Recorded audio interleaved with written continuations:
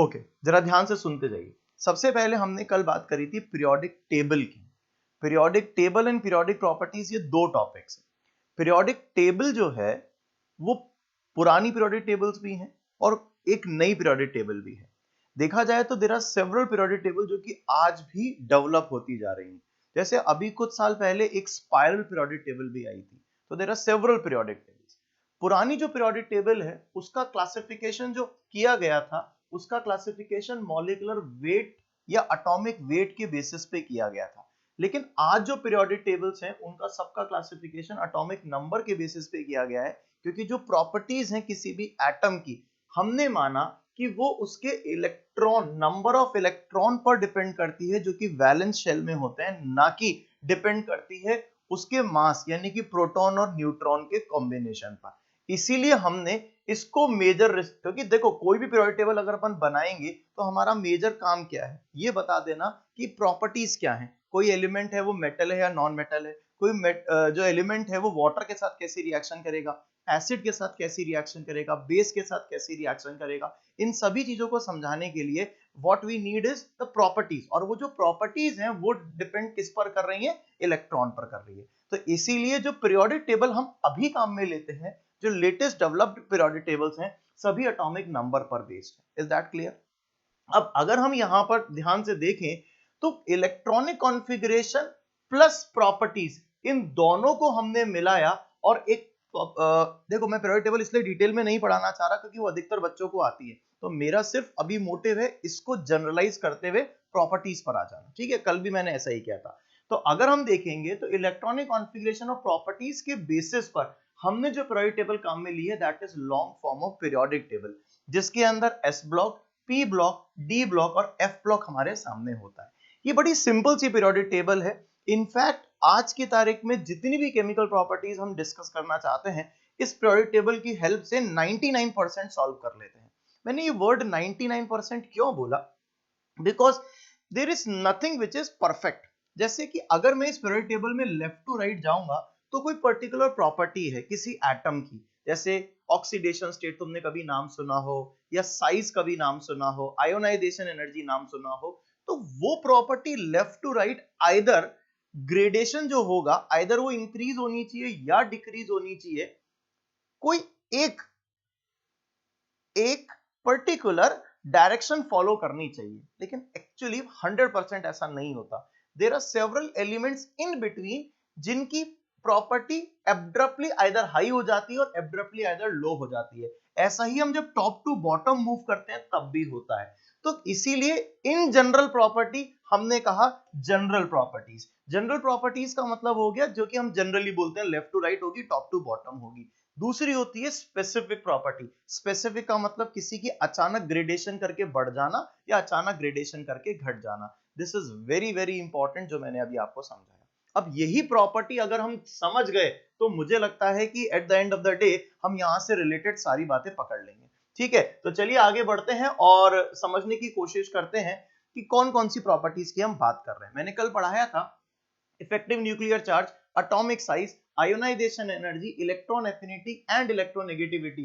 These are the properties which are known as fundamental properties. मतलब क्या हुआ इस बात का? ये वो प्रॉपर्टीज हैं जिनको सबसे पहले हम जानेंगे और उसके बेसिस पर दूसरी प्रॉपर्टीज को एक्सप्लेन करेंगे। जो मैंने बोला वो समझो वापस से। जैसे मैंने कहा कि हम बेसिकली किसी भी चीज की प्रॉपर्टी जानने के लिए, जैसे कोई एटम है वो एसिड से रिएक्शन कर रहा है या बेस से, मैंने थोड़ी देर पहले बोला था, या वो इलेक्ट्रॉन लूज करता है या इलेक्ट्रॉन गेन करता है, वो ऑक्सीडाइजिंग एजेंट है या रिड्यूसिंग एजेंट है, ये सब बहुत बड़ी बड़ी बातें हैं। इससे पहले हम इसके बारे में छोटा सा समझते हैं कि क्या वो एटम छोटा है या बड़ा है। अगर वो छोटा है तो वो इलेक्ट्रॉन पकड़ के रखेगा, देगा नहीं। अगर वो बड़ा है तो इजीली इलेक्ट्रॉन दे देगा। इस तरह से कुछ एग्जांपल्स अपन डील करेंगे। तो these are known as fundamental properties, these are known as dependent properties, जो इन फंडामेंटल प्रॉपर्टीज से हम मतलब कह सकते हैं डिफाइन करेंगे या फिर डिटरमाइन करेंगे।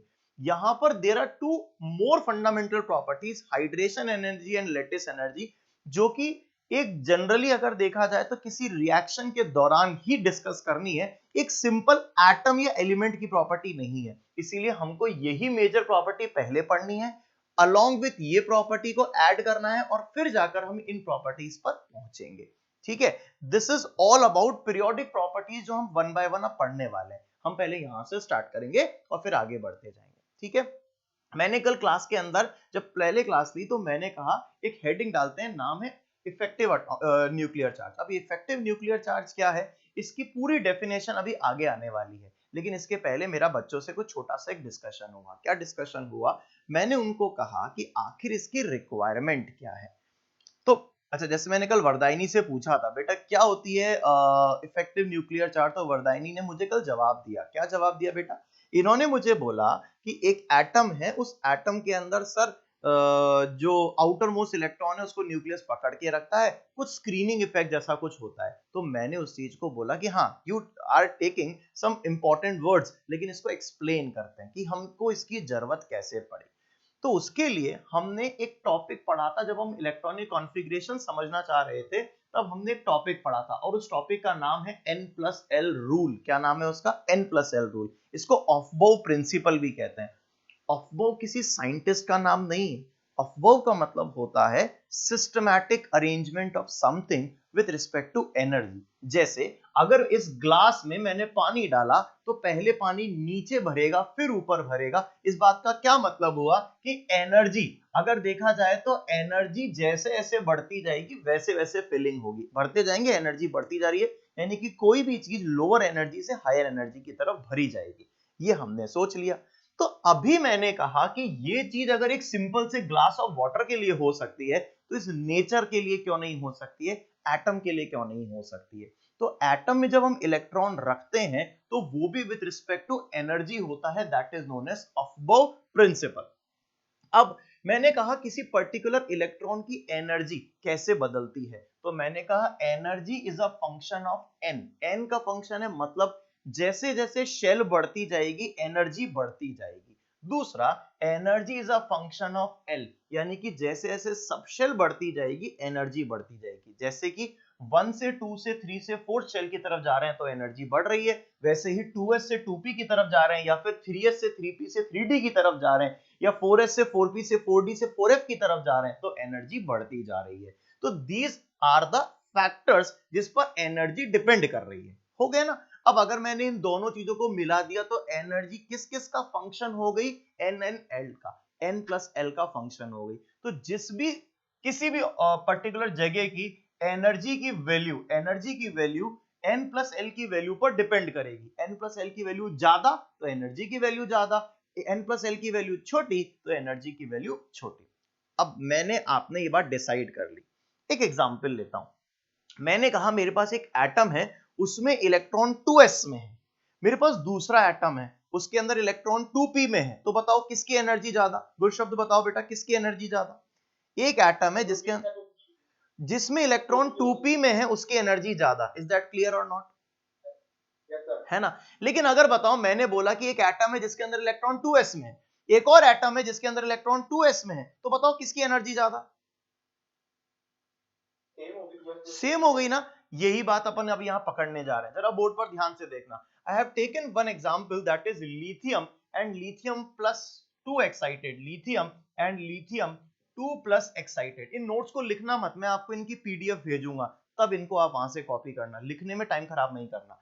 एक्साइटेड दो चीजें ली हमने, lithium and lithium 2 plus excited. Lithium में कॉन्फ़िगरेशन होता है 1s में 2 इलेक्ट्रॉन, 2s में 1 इलेक्ट्रॉन होता है। ये तो हो गया लिथियम। इसमें बताओ ये वाला जो इलेक्ट्रॉन है क्या 2s में है, हाँ है। अगले में चलते हैं लिथियम 2 प्लस। 2 प्लस का मतलब 2 इलेक्ट्रॉन हटा दो, तो मैंने 1 इलेक्ट्रॉन हटाया ये वाला, 1 इलेक्ट्रॉन हटाया ये वाला, बचा 1 इलेक्ट्रॉन। जो 1 इलेक्ट्रॉन बचा उसको मैंने करा हल्का सा एक्साइट। हल्का सा एक्साइट का मतलब 1s से 2s में मैं उस इलेक्ट्रॉन को ले गया। तो बताओ ये वाला इलेक्ट्रॉन भी 2s में हो गया और ये वाला इलेक्ट्रॉन भी 2s में हो गया।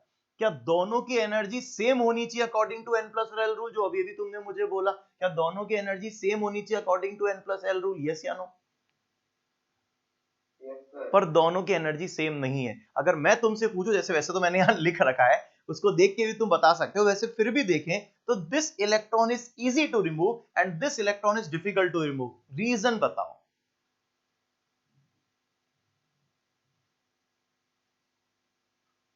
बताओ बेटा गुरशब, रीजन क्या होगा? वरदायनी बताएगी। वरदायनी कल मैंने सिखाया था, क्या रीजन है बेटा मेरा? यस सर, बिकॉज जो दूसरा वाला है जो डिफिकल्ट रिमूव आपने लिखा है उसमें से अट्रैक्शन हो रहा है, इलेक्ट्रॉनिक रिपल्शंस नहीं हो रहे, बट फर्स्ट वाले में इलेक्ट्रॉनिक रिपल्शंस की वजह से जो इफेक्टिव चार्ज है वो इलेक्ट्रॉन को कम फील होता है। इफेक्टिव अट्रैक्शन फोर्सेस कम फील होते हैं, ऐसे बोलो। चार्ज वर्ड तो अपन बोल ही नहीं सकते, ठीक है। अट्रैक्शन चलिए फोर्सेस कम फील गुर होते हैं। शब्द बताओ क्या हुआ? क्या यहां पर इस वाले केस में क्या इलेक्ट्रॉन सिर्फ इलेक्ट्रॉन जो है वो सिर्फ न्यूक्लियस की तरफ अट्रैक्ट हो रहा है? अरे हाँ या ना? जबकि सेकंड वाले केस में इलेक्ट्रॉन अट्रैक्ट भी हो रहा है और इधर से रिपेल भी हो रहा है। ये बात समझ में आ रही है कि नहीं आ रही है? यानी कि दूसरे वाले से अट्रैक्ट हो रहा है, अगर सिर्फ अट्रैक्ट हो रहा है तो क्या वो न्यूक्लियस को पकड़ के रखेगा? पकड़ के रखेगा तो मुश्किल होगा ना उसको बाहर भगाना। जबकि इसमें क्या होगा, उसको अट्रैक्शन भी मिल रहा है, रिपल्शन भी मिल रहा है, तो इजीली निकल जाएगा, इसका मतलब वो। तो this is something which is different from this concept. हाँ या ना? नॉर्मली अगर मैं एनर्जी की बात करूं साइंटिस्ट लेवल पर तो वो तो कहेंगे एन प्लस एल रूल पर डिपेंड करेगा, एन प्लस एल की वैल्यू सेम तो एनर्जी सेम, दोनों की एनर्जी सेम होनी चाहिए। फिर भी दोनों की एनर्जी में डिफरेंस है क्योंकि वो easy to difficult to remove है, ये इजी टू रिमूव है। अब इसलिए हमें लगा कि देयर इज समथिंग एल्स, कुछ ना कुछ तो और है। तो हमने यहां पर एक और स्टेटमेंट को ऐड किया। सुनना, मैं स्टेटमेंट बोलने जा रहा हूं। In spite of n plus l rule, n plus l rule के होते हुए, in spite of n plus l rule, the energy of electron also depends on the presence of other electron in the system. Also depends on the presence of other electron in the system. अगर system के अंदर दूसरे electron है तो उन पर भी energy depend करेगी। क्या ये बात समझ में आ गई या नहीं आ गई? एनर्जी दूसरे इलेक्ट्रॉन की प्रेजेंस पर भी डिपेंड करेगी। अब क्लियर हो गई मेरी बात?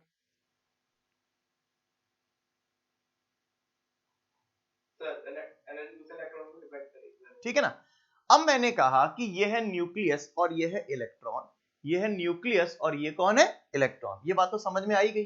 इसके बीच में देयर आर सम इलेक्ट्रॉन्स जो कि क्या करने वाले हैं, इस न्यूक्लियस जो इसको अट्रैक्ट करता, ये दीवार बनाने वाले हैं एक तरीके से, ये इसको रिपेल करेंगे और अट्रैक्शन जो न्यूक्लियस करता उसको कमजोर कर देंगे।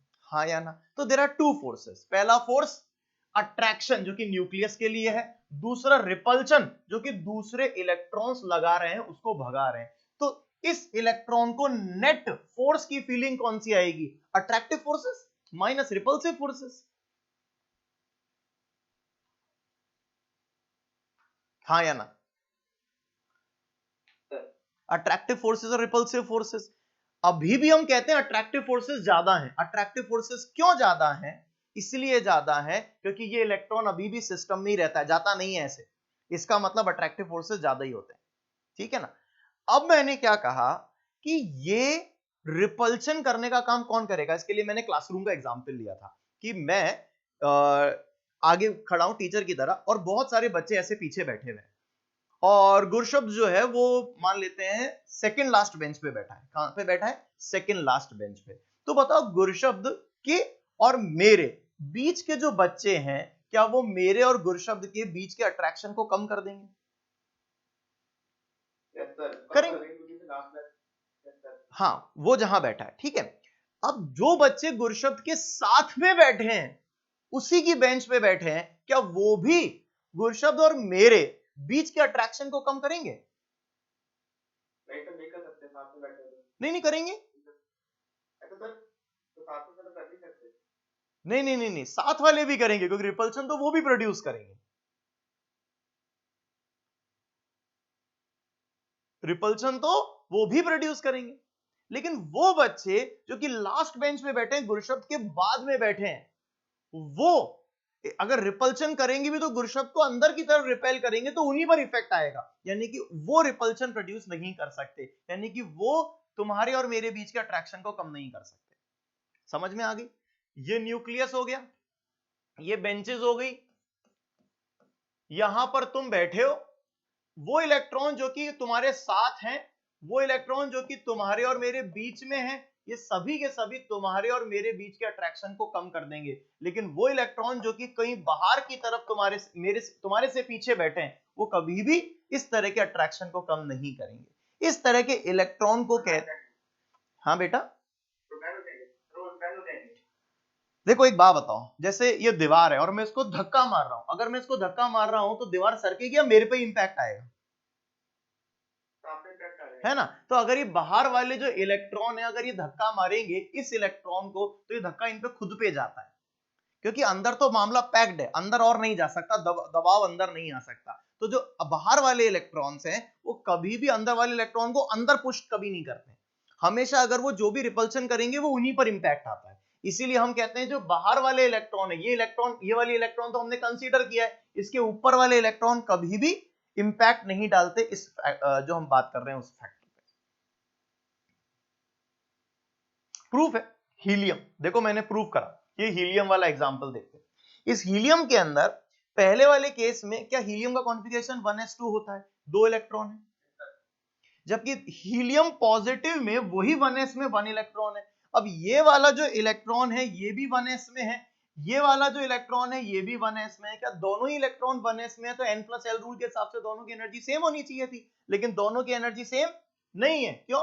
पहले वाले केस में रिपल्शन और अट्रैक्शन दोनों है, दूसरे वाले केस में सिर्फ अट्रैक्शन है, तो इसलिए वो डिफिकल्ट टू रिमूव होगा जबकि इजी टू रिमूव होगा। हाँ या ना? बात समझ में आ गई? अच्छा, तो हमारी हेडिंग बड़ी सिंपल सी थी, इफेक्टिव न्यूक्लियर चार्ज, कि किसी एटम में कोई एटम में एनर्जी जो है वो n+l रूल पर डिपेंड करती है। जैसे कि n बढ़ रहा है तो एनर्जी बढ़ेगी, l बढ़ रहा है तो एनर्जी बढ़ेगी, लेकिन n+l रूल के अलावा भी दूसरे फैक्टर हैं जिनके ऊपर एनर्जी डिपेंड करती है, उसको कहते हैं इफेक्टिव न्यूक्लियर चार्ज। मैंने लिखा है energy of a electron not only depends on n+l rule, it also depends on the presence of other electron, जो अभी मैंने थोड़ी देर पहले बोला था। बात समझ में आ गई या नहीं आ गई? आ गई। अब पॉइंट ये है कि हेडिंग तो है इफेक्टिव न्यूक्लियर चार्ज, और हम अभी जो बात कर रहे थे पिछले वाले पेज पे वो फोर्स की बात कर रहे थे, तो फिर फोर्स की बात करो ना, चार्ज की बात क्यों कर रहे हैं हम? इस बात को मैंने कल क्लास में सिखाया था। कैसे सिखाया था? मैंने ऐसा बोला, सुनना मेरा बच्चा ध्यान से, कि क्या इस न्यूक्लियस और इस इलेक्ट्रॉन के बीच में जो भी अट्रैक्शन फोर्सेस हैं और इन इलेक्ट्रॉन्स और इस इलेक्ट्रॉन के बीच में जो भी रिपल्सिव फोर्सेस हैं वो फोर्सेस हैं, और हम उस फोर्सेस के लिए रिस्पॉन्सिबल कौन है ये ढूंढते हैं। तो फोर्स कौन से हैं? इलेक्ट्रोस्टैटिक। फोर्स कौन कौन से हैं? इलेक्ट्रोस्टैटिक। फॉर्मूला होता है K, Q positive Q negative upon R, या D स्क्वायर लिख लेते हैं, डिस्टेंस दोनों के बीच का। क्या ये फोर्स ऑफ अट्रैक्शन है जो कि इस इलेक्ट्रॉन और इस न्यूक्लियस के बीच में लग रहा है?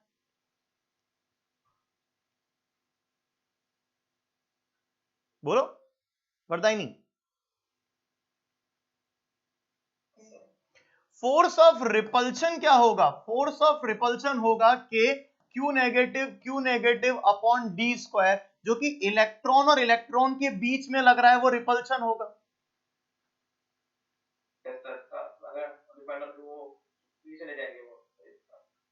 रिपल्शन, ये रिपल्शन है, बहुत सारे रिपल्शन है, ये बहुत सारे अट्रैक्शन है।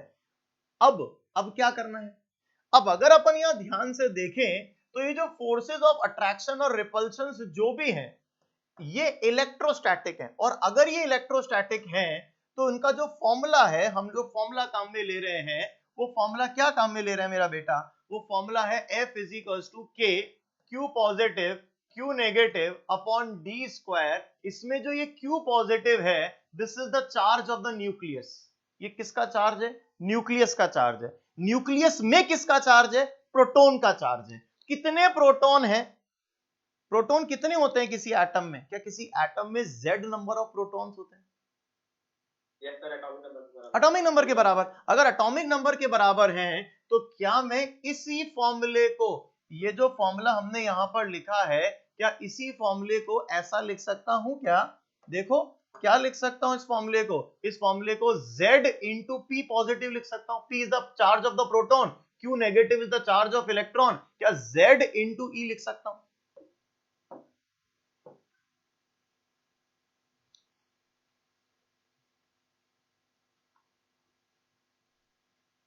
मैंने कहा जो फोर्स है वो चार्ज पे डिपेंड कर रहा है, और जो चार्ज है that is Z into P, ये E का मतलब P, क्यों? इलेक्ट्रॉन और प्रोटॉन पे चार्ज बराबर होता है, that is 1.6 into 10 to the power minus 19, और जो चार्ज है वो Z पे डिपेंड कर रहा है। इस बात को ऐसे समझते हैं, इस बात को ऐसे समझते हैं, एक एग्जाम्पल समझते हैं।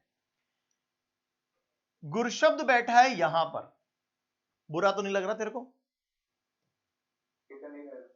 गुरशब्द बैठा है यहां पर GS, और यहां मैं बैठा हूं SG, अरे अपने नाम तो उल्टे हैं।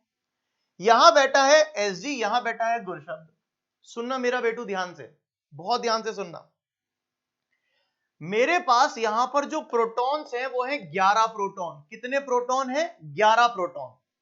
मैं उन 11 प्रोटॉन से गुरशब्द जो इलेक्ट्रॉन है उसको खींच रहा हूं अपनी तरफ, खींच रहा हूं, लेकिन गुरशब्द मुझे कह रहा है सर, मुझे उसके देखो दिमाग में ऐसा थॉट चल रहा है, सर मुझे ऐसा लग रहा है कि केवल आपके पास 2.2 प्रोटॉन्स ही हैं। वो मुझे क्या कह रहा है कि सर मुझे ऐसा लग रहा है आपके पास 2.2 प्रोटॉन्स है। मैंने कहा क्यों भाई?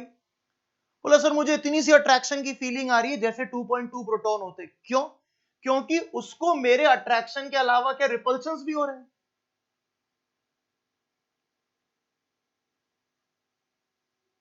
तो उसके लिए अट्रैक्शन हो गया कम। अगर अट्रैक्शन कम हो गया तो वो क्या कहेगा, सर मुझे तो फीलिंग आ रही है जैसे 2.2 प्रोटॉन से ही अट्रैक्शन हो रहा है, जबकि बता मैंने कमी करी क्या? क्या मैं तो अभी भी 11 प्रोटॉन से खींच रहा हूं। गुरशब्द बोल बेटा, ये तेरे लिए पढ़ा रहा हूं, इसको वरदायनी को मैं बता चुका हूं, जल्दी जल्दी पढ़ ले, फिर आज एटॉमिक साइज पढ़ना है। मैं तो 11 प्रोटॉन से खींच रहा हूं, लेकिन तेरे को क्या लग रहा है, क्या मैं पूरा ताकत लगा रहा हूं, तेरे को कम ताकत की फीलिंग आ रही है? कम ताकत की फीलिंग आ रही है। क्यों कम ताकत की फीलिंग आ रही है? तो यहाँ पे 2.2 है तो नहीं, 2.2 क्या है? 2.2 छोड़ दे, तेरे को ताकत की फीलिंग कम क्यों आ रही है? अट्रैक्शन की फीलिंग कम क्यों आ रही है तेरे को?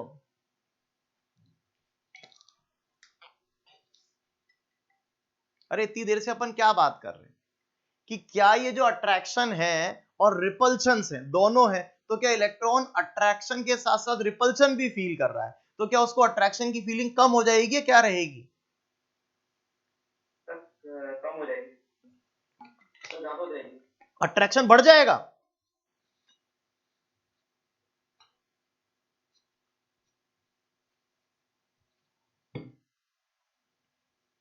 क्या हो क्या गया? इतनी इजी तो बात चल रही है अभी अपनी देर, क्लास में हम सब हैं, तू अकेला होता क्लास में, मैं तेरे को पढ़ा रहा होता, तेरे को लगता सर सिर्फ मुझसे ही बात कर रहे हैं। क्लास के अंदर 200-250 बच्चे होते हैं, कोटा में होते हैं 200-250 बच्चे। जब मैं वहां क्लास लेता था तो वहां पे हर एक बच्चे पे ध्यान नहीं दे पाता था, तो बच्चे क्या कहते थे, सर आप हम पे ध्यान नहीं दे रहे हो, ऐसा वहां फीलिंग आती थी।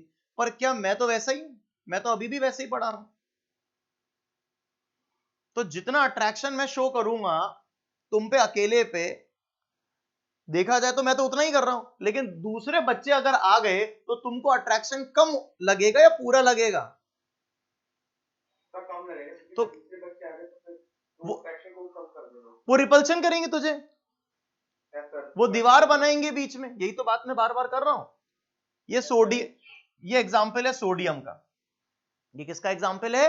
सोडियम का। सोडियम के न्यूक्लियस में प्रोटॉन कितने होते हैं? 11। वो इस इलेक्ट्रॉन को 11 प्रोटॉन से खींच रहा है, लेकिन जो बीच में इलेक्ट्रॉन्स हैं वो उसको रिपेल कर रहे हैं, तो इस आउटर मोस्ट इलेक्ट्रॉन को 2.2 की फीलिंग आ रही है कि जैसे कोई 2.2 प्रोटॉन ही मुझे अट्रैक्ट कर रहे हैं। ये 2.2 कहां से आई अभी सिखाऊंगा। 2.2 प्रोटॉन ही मुझे अट्रैक्ट कर रहे हैं, उसको ऐसा लग रहा है, जबकि न्यूक्लियस पूरा अट्रैक्शन लगा रहा है। तो क्या इस पे अट्रैक्शन फोर्सेस कम हो गए? जो अट्रैक्शन फोर्सेस कम हो गए, जो अट्रैक्शन फोर्सेस कम हो गए वो ही तो हमको देखना है कि कम हो गए। अगर हम यहां कह रहे हैं तो हम फोर्स कम होने की बात कर रहे हैं। फोर्स के लिए रिस्पॉन्सिबल है न्यूक्लियस पे चार्ज, और न्यूक्लियस पे चार्ज के लिए रिस्पॉन्सिबल है नंबर ऑफ प्रोटॉन्स। इसीलिए हम हेडिंग डालते हैं effective nuclear charge, effective nuclear charge, because हमें बात करनी होती है फोर्स की। बट ना तो हम चार्ज की बात करते हैं, ना हम फोर्स की बात करते हैं, हम उनके लिए रिस्पॉन्सिबल नंबर ऑफ प्रोटॉन्स की बात करते हैं। क्यों? आपने फॉर्मूला पढ़ा क्या गुरशब्द कभी? तो ये तो नहीं पढ़ा था। अच्छा, जेड इफेक्टिव का फॉर्मूला ही नहीं पढ़ा तुमने कभी? नहीं सर, पीरियोडिक टेबल में नहीं पढ़ा मैंने। तो तुमने पीरियोडिक प्रॉपर्टीज पढ़ ली, Z effective, screening effect, shielding effect. तो स्क्रीनिंग इफेक्ट पढ़ ली सर, स्क्रीनिंग इफेक्ट। तो ये शील्डिंग इफेक्ट ही तो पढ़ा रहा हूं, और क्या पढ़ा रहा हूं? Z effective is the effective nuclear charge. Z इतना ताकत लगनी चाहिए थी, जेड प्रोटॉन की ताकत लगनी चाहिए थी, लेकिन कुछ ताकत कम हो गई, दैट जो कम हो गई, दैट कम is known as shielding effect. दीवार बना ली, क्या तेरे और मेरे बीच में उन बच्चों ने दीवार बना ली? या तो दीवार बनाई तो इंटरेक्शन कम हो गया, हमारा रिपल्शन हो गया, है ना? जो फोर्स है अट्रैक्शन का और रिपल्शन के, उसकी बात हम कर रहे हैं। तो इतना अट्रैक्शन होना चाहिए था, लेकिन ये हो गया रिपल्शन। तो इफेक्टिवली मैंने अट्रैक्ट क्या किया तुझे? कम अट्रैक्ट किया। This is the basic point. देख ले, ये तुम हो और मैं तुम्हें अट्रैक्ट कर रहा हूं। बीच में जो इलेक्ट्रॉन है, क्या वो तुम्हें रिपेल कर रहे हैं? और तुम्हारे साथ तुम्हारी बेंच पे जो बच्चे बैठे हैं वो भी तुम्हें रिपेल कर रहे हैं। यानी कि अट्रैक्शन और रिपल्शन के चलते तुम्हें अट्रैक्शन की फीलिंग कम हो जाएगी। What is Z effective? That is effective nuclear charge, जो कि तुम्हें एक्चुअली अट्रैक्ट कर रहा है।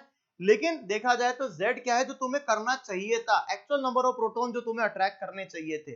और सिग्मा इज द शील्डिंग या स्क्रीनिंग, जो दीवार बना रहा है तुम्हारे को, अट्रैक्शन को कम कर रहा है। मैंने अभी थोड़ी देर पहले बताया कि शील्डिंग या स्क्रीनिंग केवल वही लोग नहीं करेंगे, वही बच्चे नहीं करेंगे जो तेरे और मेरे बीच में मौजूद हैं, वो बच्चे भी करेंगे जो कि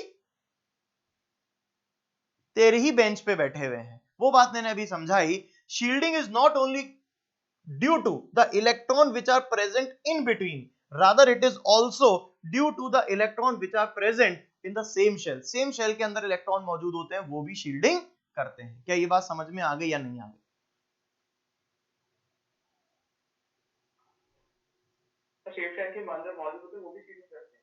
मैंने अभी बताया था ना कि तेरे साथ जो बच्चे बैठे हैं, हीलियम वाला एग्जांपल दिया था ना। यस सर, वो एक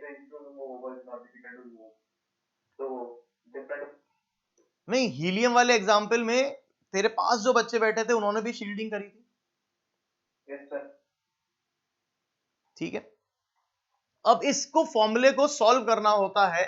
जेड इफेक्टिव का फॉर्मूला है जेड माइनस सिग्मा। जेड की वैल्यू तो हम जानते हैं, दैट इज एटॉमिक नंबर। हमें सिग्मा कैलकुलेट करना है। तो सिग्मा कैलकुलेट करने के लिए रूल होता है, नाम क्या होता है? Slater's rule. क्या नाम होता है? Slater's rule. स्लेटर्स रूल क्या है? बड़ी बेसिक सी चीज है, बहुत बार एग्जाम में पूछा जाता है कि वैल्यू बताओ जेड इफेक्टिव की। तो जेड इफेक्टिव की वैल्यू ऐसे कैलकुलेट होती है, मतलब पुराने आईआईटी के अगर तुमने पेपर करे होंगे तो you will get to know this. ठीक है, इसके लिए सिग्मा कैलकुलेट करना होता है, that is 0.35 into number of electron in the same shell, 0.85 into number of electron in n-1 shell and 1 into number of electron in the deeper shells or subshells। मतलब क्या हुआ? देखो, ये न्यूक्लियस है और ये हमने शेल्स बना दी। ये वो इलेक्ट्रॉन है जिससे हमें इस न्यूक्लियस का अट्रैक्शन चेक करना है। तो इसको हम बोलेंगे nth शेल, n शेल, इसको बोलेंगे n शेल। ये हो गई n-1, ये हो गई n-2, ये हो गई n-3, n-, तो इसको नंबर दे देते हैं।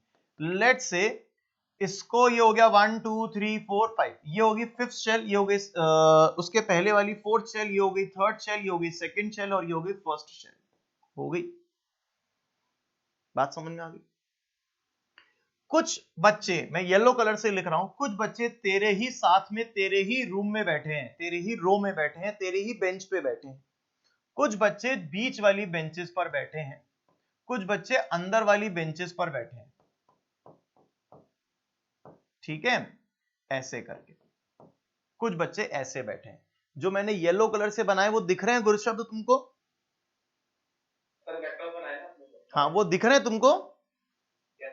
अब जो मैं बोल रहा हूं उसको सुनते जाना मेरा बेटा। ठीक है, मैंने कहा sigma is equals to 0.35 into number of electron in the same shell. तो बता मैं यहां पर 0.35 इंटू कितना कर दूं? 0.35 इंटू कितना कर दूं?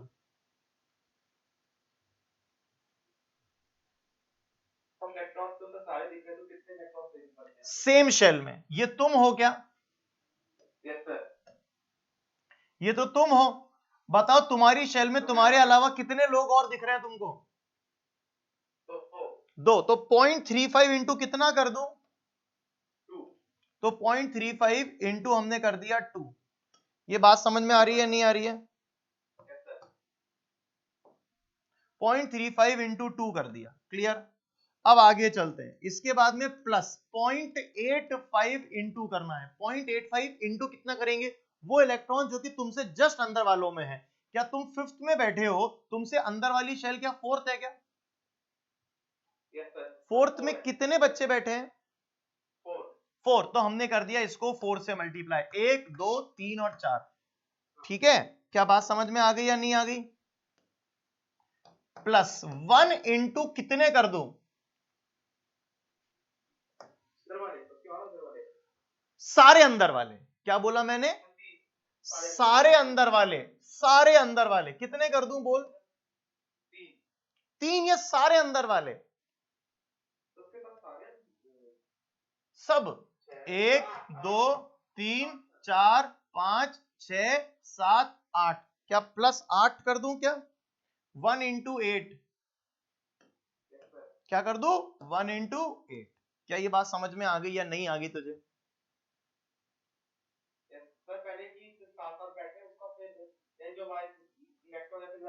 ये मैंने लिखा, देख यहां पे वर्ड लिखा सेम शेल, फिर मैंने लिखा n-1 शेल, एक अंदर वाली, और फिर लिखा डीपर शेल्स वाले सारे। सर सेम शेल यानी कि जैसे कि आपने इलेक्ट्रॉन का मेरा नाम दिया, तो आपने उनके कैसे पता चलेगा कौन सा इलेक्ट्रॉन लिखते हैं? कोई सा भी एक इलेक्ट्रॉन, कोई सा भी एक इलेक्ट्रॉन, बाकी के सारे इलेक्ट्रॉन जो बचेंगे उन सब का कंट्रीब्यूशन ले ले। Okay sir. ठीक है? ये बात समझ में आ गई या नहीं आ गई? समझ आ गई। अगर आ गई बेटू, अगर समझ में आ गई तो this is the first example, sodium. इस सोडियम के एग्जांपल का कॉन्फ़िगरेशन क्या होता है? 1s2 2s2 2p6 3s1 होता है क्या कॉन्फ़िगरेशन? ये तो आता है। अब मैंने कहा आउटर मोस्ट इलेक्ट्रॉन, तो तुमने कहा वो तो सर 3s है। हमें इस पे निकालनी है शील्डिंग, इस पे अट्रैक्शन फोर्सेस चेक करना है। ठीक है? तो ये हो गए तुम, है ना? अब तुम पे अट्रैक्शन निकाल रहे हैं। बताओ तुम्हारे शेल में कितने और बच्चे हैं तुम्हारे अलावा? तो 3 बच्चे हैं। कहां हैं? सही 2 1 2 1। वो तो अंदर है। ये तुम्हारा घर है, ये तुम्हारे से अंदर वाला घर है, और ये बाकी का अंदर का घर है। तो 2 वापस से देख ले, ये तुम्हारा घर है, इसमें तुम हो अकेले, तुम्हारे साथ में कौन है थर्ड शेल में?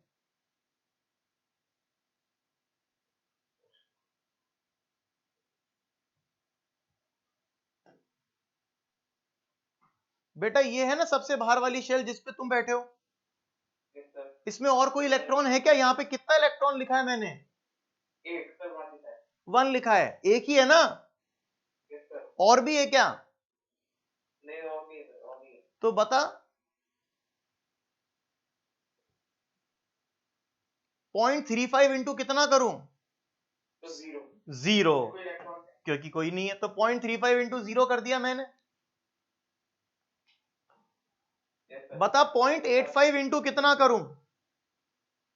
सर हम 2p6 का नाम दे दिया तो 8 हो जाएगा। 8 हो जाएगा। और बता 1 इंटू कितना करूं? तो सर बच गया जो अंदर वाले दो इलेक्ट्रॉन है ना अंदर, वो 2 कर दिए मैंने, तो ये आ गया। क्या आ गया समझ में? नहीं आया?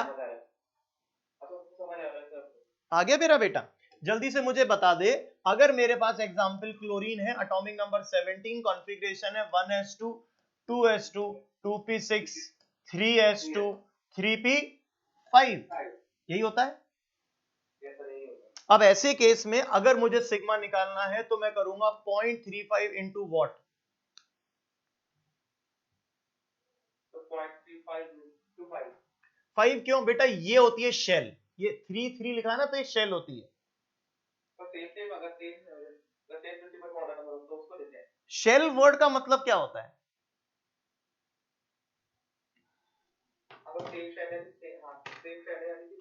अब बता, उसमें कितने इलेक्ट्रॉन है टोटल? 7, उसमें से एक तो तुम है, तो बाकी के बच्चे कितने बचे?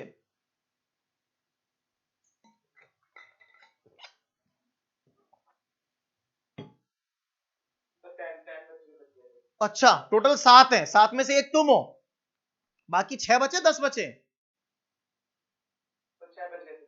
तो 10 क्यों बोल रहा है? अरे टोटल तुम्हारी बेंचेस पे 7 बच्चे बैठे, एक तुम बैठे हो, तो बाकी कितने बच्चे बचे? 6 तो तुम 10 क्यों बोल रहा भाई? प्लस बताओ 0.85 इंटू कितना करूं?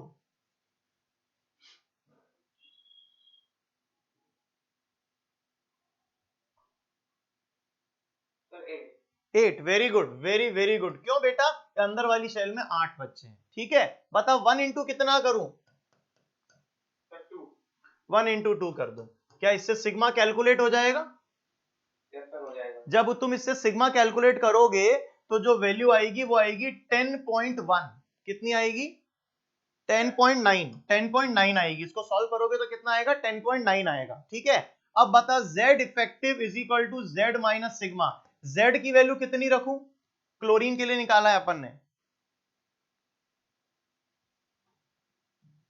Z कितना होता है क्लोरीन का? 17 माइनस सिग्मा कितना निकाला अभी तुमने? 10.9। सॉल्व करने पर 6.1 आया। कितना आया? 6.1। तो बता क्लोरीन के इस इलेक्ट्रॉन को क्या लग रहा है कि न्यूक्लियस में कितने प्रोटॉन हैं? 6.1। लेकिन एक्चुअली है कितने? 17। लेकिन उसको जो अट्रैक्शन की फीलिंग आ रही है केवल ऐसी आ रही है जैसे कोई 6.1 प्रोटॉन होते। आई समझ में या नहीं आई? वैसे ही अगर अपन सोडियम के लिए निकाल रहे हैं तो इसकी जो वैल्यू अभी तुमने देखा था ना, ये वाला पार्ट, इसको सॉल्व करने पर 8.8 आता है। कितना आता है? 8.8। तो जब Z इफेक्टिव निकालते हैं तो 11 में से 8.8 माइनस करेंगे तो 2.2 आएगा। आया समझ में? 2.2 कहां से आता है? 2.2 कहां से आता है बता जल्दी से।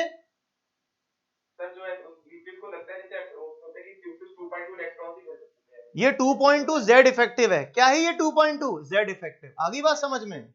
वरदायनी, आयरन के लिए निकालो बेटा। देखो और बताओ।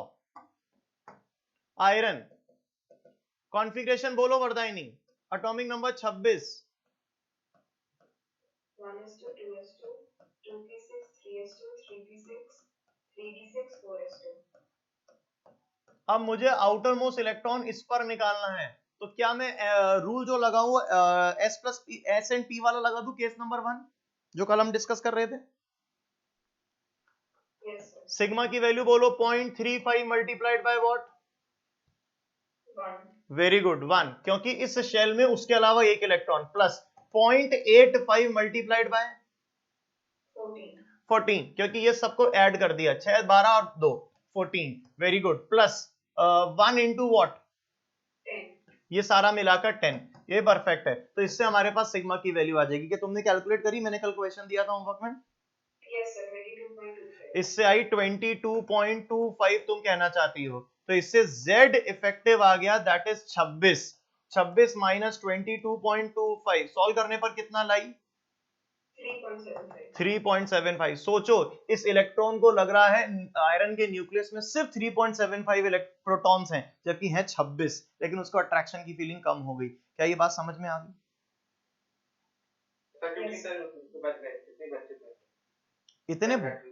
इतने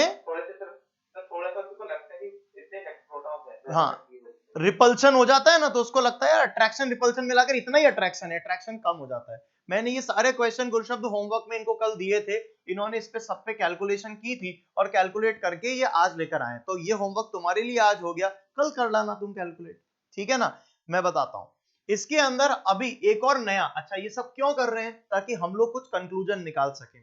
तो हमने कहा कि सोडियम में अभी तुमने आंसर निकाला था ना 2.2,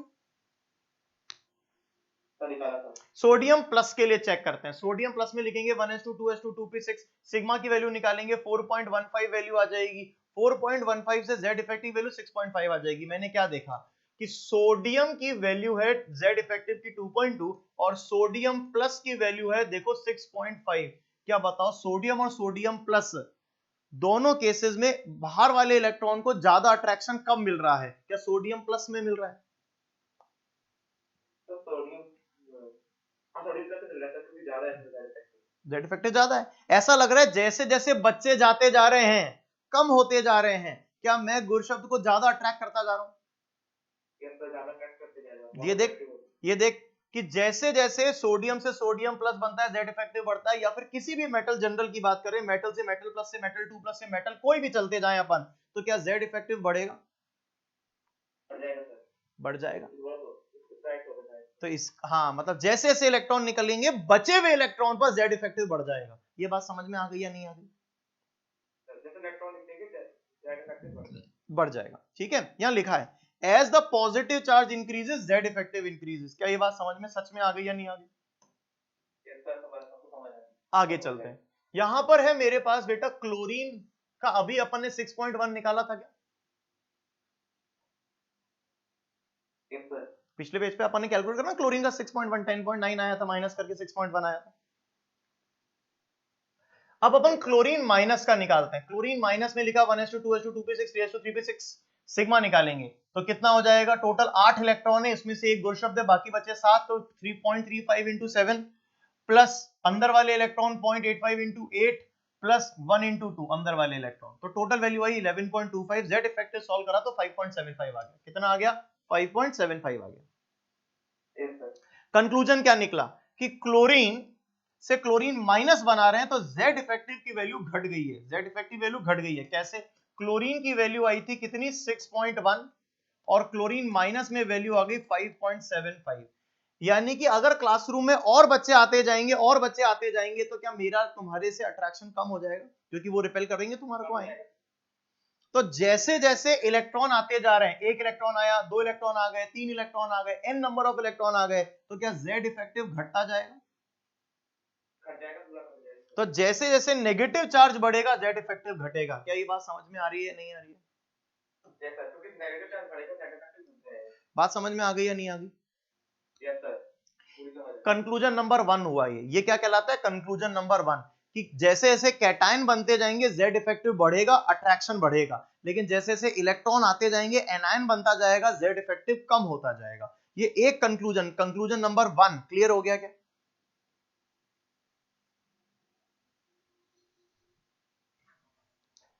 क्या ये कंक्लूजन नंबर 1 क्लियर हो गया या नहीं हो गया? कंक्लूजन नंबर 2 पे चलते हैं। कंक्लूजन नंबर 2 पढ़ते हैं। फर्स्ट ग्रुप, क्या तुम सॉल्व करके लाई क्या वरदायिनी बेटा? तो जब अपन फर्स्ट ग्रुप की बात करते हैं, ग्रुप मतलब top to bottom, lithium sodium potassium rubidium सीडियम सबका जेड लिखा, कैलकुलेट करा इन सबका सिग्मा और हमने जेड इफेक्टिव निकाला। हमें कुछ एक बहुत ही स्पेशल चीज देखने को मिली कि हमने देखा कि इन सभी का Z effective top to bottom constant रहता है। कैलकुलेशन, स्लेटर्स रूल की कैलकुलेशन करी तो जेड इफेक्टिव की वैल्यू हमें क्या मिली? कांस्टेंट मिली। This is something what which is very weird, मतलब इट इज नॉट एक्सपेक्टेड। ऐसा क्यों हो रहा है? पर ऐसा है। जेड इफेक्टिव क्यों? देखो जेड इफेक्टिव का फॉर्मूला क्या होता है? जेड माइनस सिग्मा होता है। जेड इफेक्टिव का फॉर्मूला क्या होता है? Z minus sigma. ठीक है, क्या जेड बढ़ा? क्योंकि जब अपन ऊपर वाले एटम से नीचे वाले एटम पे आएंगे तो जेड की वैल्यू तो बढ़ेगी ही बढ़ेगी, नंबर ऑफ प्रोटॉन बढ़ेंगे, सिग्मा भी उतना ही बढ़ जाएगा। जब दोनों ही चीजें उतनी ही बढ़ रही तो Z effective remains constant. Z effective remains constant. ये बात समझ में आ गई या नहीं आ गई? इसके दो जवाब है। पहला जवाब, हम इसको कैलकुलेट करेंगे। पहला जवाब तो हमें यही दिखेगा, जैसे ही बच्ची कैलकुलेट करके लाई ना वरदायिनी, इसने क्या देखा कि जेड की वैल्यू बढ़ रही है और इसने देखा कि सिग्मा की वैल्यू भी उतनी ही बढ़ रही है। ये 11 से 19 हो गया, कितना बढ़ गया?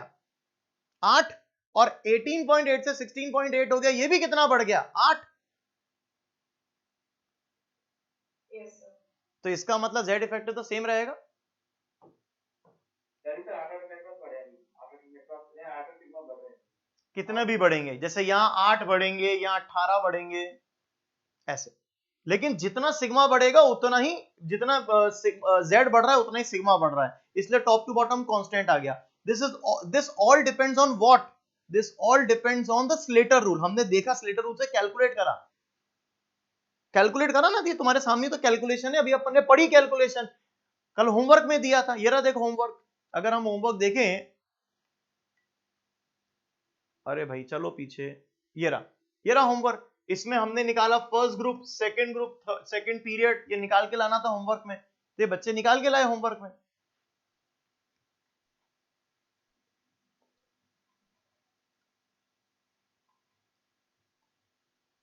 अभी सुनो ध्यान से, अगर ये पता लग गया कि top to bottom Z effective constant है, इसका एक रीजन तो तुम्हारे सामने आ गया कि भाई कैलकुलेशन से पता लग रहा है।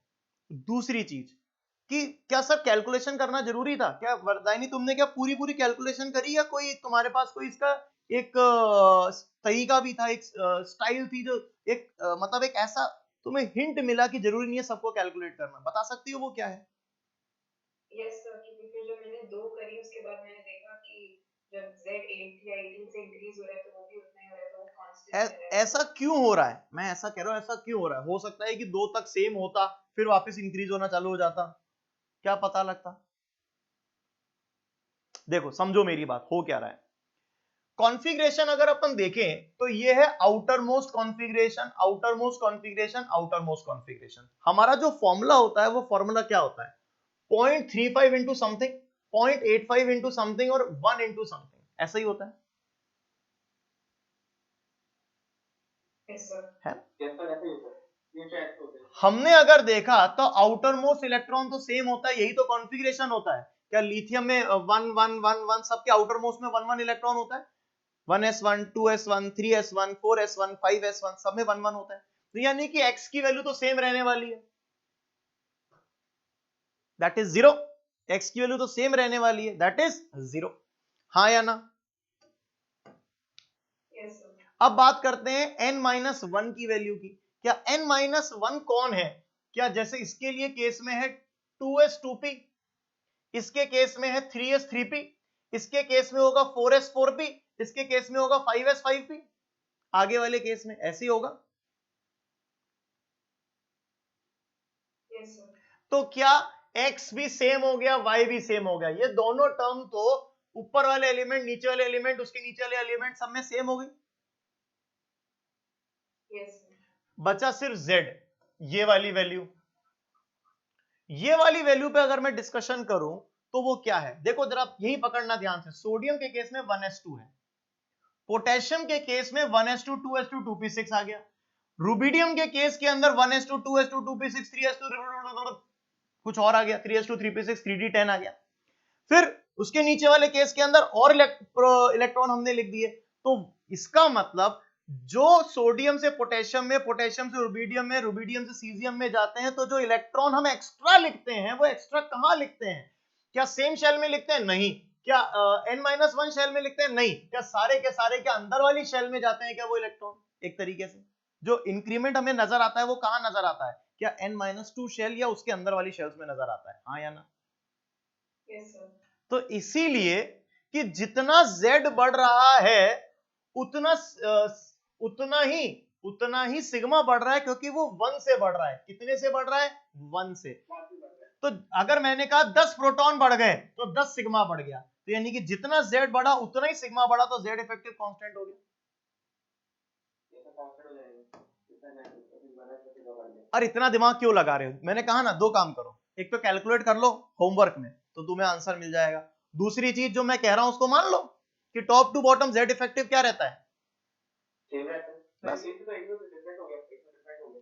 वो सिर्फ लिथियम से सोडियम फर्स्ट पीरियड से सेकंड पीरियड में, मतलब सॉरी सेकंड पीरियड से थर्ड पीरियड में रहता है। लिथियम सेकंड पीरियड का मेंबर है और सोडियम जो है वो थर्ड पीरियड का है, तो सेकंड पीरियड से थर्ड पीरियड के दौरान रहता है। बस ये एक जगह पर होगा, ऐसा हर जगह पे होगा। अगला एग्जांपल भी देख सकते हैं, सेकंड ग्रुप देख लो, तो बेरिलियम से यहां पर डिफरेंट होगा, बाकी सब सेम हो जाएंगे क्योंकि कॉन्फ़िगरेशन बदल गया ना इसलिए।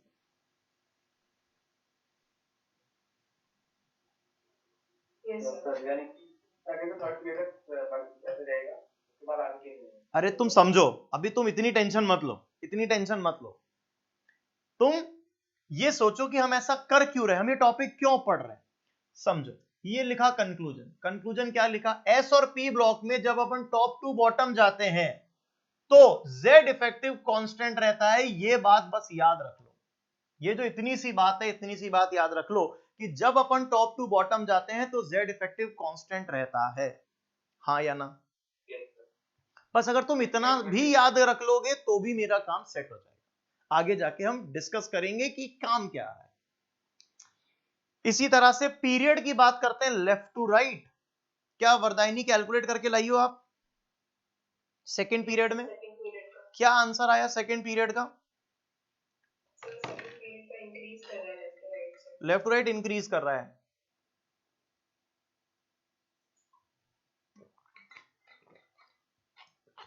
क्या तुमने कुछ ध्यान दिया कि सेम वैल्यू से इंक्रीज कर रहा है, या वो नहीं देखा, सिर्फ ये देखा इंक्रीज कर रहा है? नहीं सर, वो नहीं चेक किया, अभी करके। नहीं, डोंट वरी, मैं इसका एक दूसरा तरीका बताता हूं। Have a look. जो आप लोग जैसे कल वरदायनी मैंने तुम्हें बोला था कि जेड वो जनरल इलेक्ट्रॉनिक कॉन्फ़िगरेशन पढ़ना। क्या होता है जनरल इलेक्ट्रॉनिक कॉन्फ़िगरेशन? सर कौन से ब्लॉक का? किसी भी ब्लॉक का, मैं समझ गया कि तुम्हें आता है, ठीक है। एक होता है स्पेसिफिक इलेक्ट्रॉनिक कॉन्फ़िगरेशन जो पर्टिकुलर उस एलिमेंट का होता है। अभी मैं बात कर रहा हूं जनरल इलेक्ट्रॉनिक कॉन्फ़िगरेशन की। तो जनरल इलेक्ट्रॉनिक कॉन्फ़िगरेशन जैसे कि अपन एस ब्लॉक की बात करें तो एस ब्लॉक का होता है 1s ns122, यानी कि ns में या तो 1 इलेक्ट्रॉन होगा या ns में 2 इलेक्ट्रॉन होगा। किसी भी एलिमेंट को पकड़ लो, sodium, potassium, lithium, beryllium, magnesium, तो किसी का भी जब कॉन्फ़िगरेशन लिखेंगे तो आखिरी के अंदर क्या आएगा, या तो ns1 आएगा या ns2 आएगा। जैसे जितने भी एल्कली मेटल है उसमें ns1 आएगा और जितने भी एल्कलाइन अर्थ मेटल है उसमें ns2 आएगा। यही होता है। Yes sir.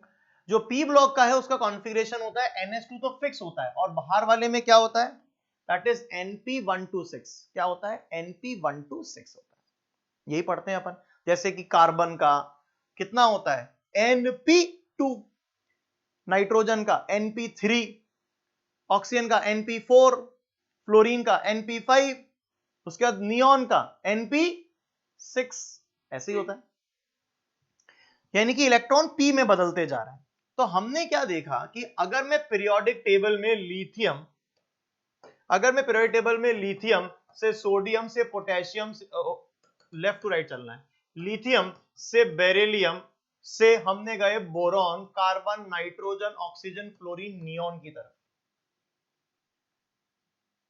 ठीक है।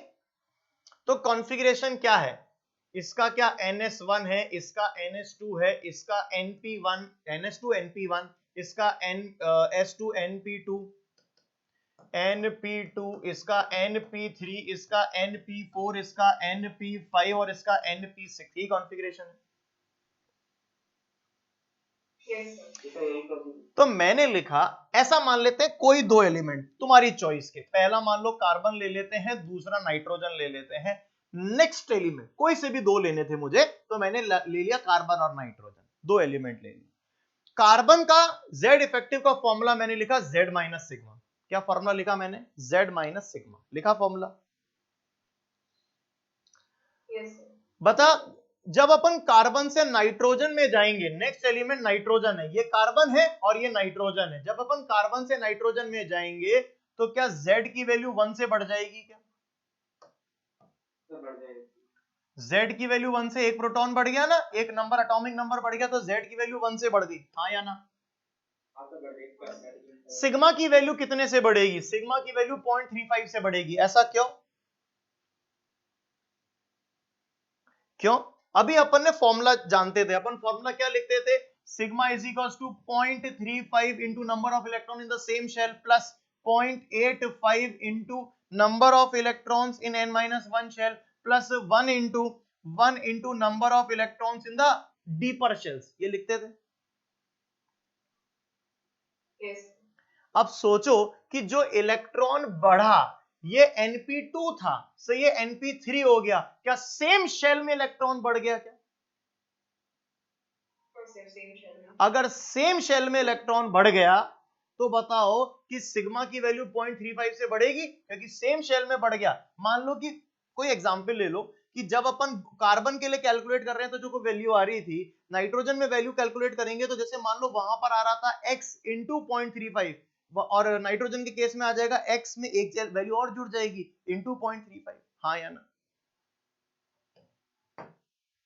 हाँ सर। गुड शब्द बोलो। सर अगर हाँ सर कि अगर इसका अगर शायद सेम होगा तो 0.35 भी बढ़ जाएगा।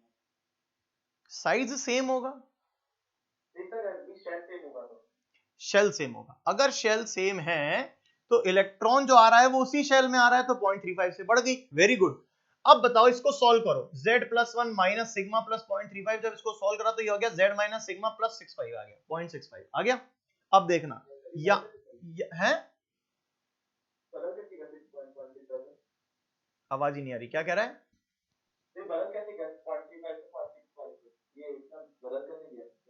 अरे इसको सॉल्व कर लेना, z+1 minus sigma plus 0.35 solve करना। 1 में से 0.35 माइनस करेंगे 0.65 आ जाएगा। मैथ्स तो आती है इतनी तो। अरे हाँ या ना? तो ये हो गई पहले वाले एटम की वैल्यू, ये हो गई नेक्स्ट एलिमेंट की वैल्यू। तो बता पहले वाले एलिमेंट और नेक्स्ट वाले एलिमेंट में कितने इंक्रीमेंट हुआ? ये तो है z माइनस सिग्मा, ये है z माइनस सिग्मा प्लस 0.65। यही बात तो वरदायिनी मैं तुम्हें कह रहा था, तुमने कहा ना सर मैं कैलकुलेट करना पड़ेगा। क्या बता S से P ब्लॉक की तरफ चल रही, तो तुमने वैल्यू कैलकुलेट करके लाई है, क्या उसमें 0.65 का इंक्रीमेंट हो रहा है? यस सर 0.65 हो रहा है। तो कंक्लूजन देखा अपन ने क्या निकाला, मैंने कहा ना अपने लिए इंपॉर्टेंट है कंक्लूजन। कंक्लूजन क्या निकाला कि from left to right in representative element, representative elements कौन से होते हैं? S और P ब्लॉक वाले। इन रिप्रेजेंटेटिव एलिमेंट्स क्या बोला अपन ने, बोलो।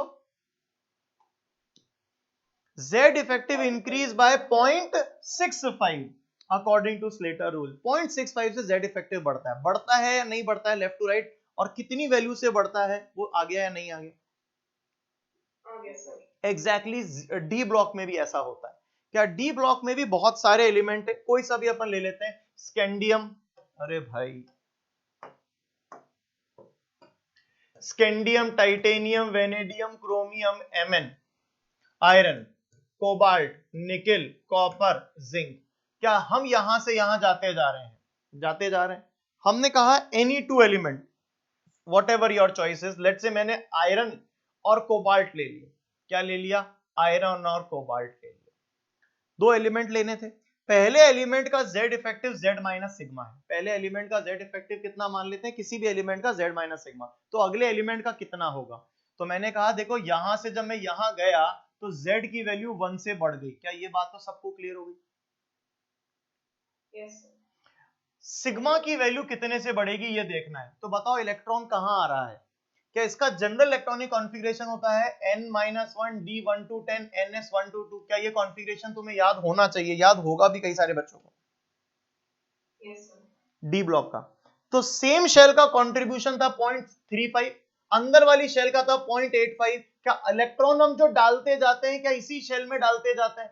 जैसे आयरन के लिए D6 होता है, कोबाल्ट के लिए D7 होता है, निकिल के लिए D8 होता है, तो इलेक्ट्रॉन डी में बढ़ रहा है ना।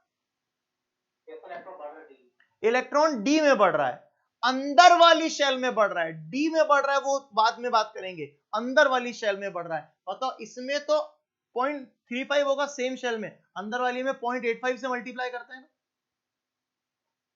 Yes sir. और अगर अंदर वाली शेल में बढ़ रहा है यानी कि 0.85 वैल्यू बढ़ गई सिग्मा में। Yes sir. और अगर इसको सॉल्व करा तो Z इफेक्टिव क्या यहां पे 0.15 से ही बढ़ रहा है क्या? यानी कि पहले वाले एलिमेंट का Z इफेक्टिव अगर Z माइनस सिग्मा है तो नेक्स्ट एलिमेंट का जो Z इफेक्टिव होगा क्या वो 0.15 से बढ़ जाएगा? हाँ या ना? Yes sir. क्या आपको मेरी बात समझ में आ रही है या नहीं आ रही है? आ रही है सर। यहां लिखा है in D block from left to right the value of Z effective increase by 0.15, जो कि बहुत कम है लेकिन है तो सही। क्या मेरी बात सभी को क्लियर हो गई या नहीं हो गई? यस सर हो गई। एफ ब्लॉक का तुम सोचो, मैं स्क्रीन को ब्लैंक कर रहा हूं, एफ ब्लॉक का एक बार खुद सोचो।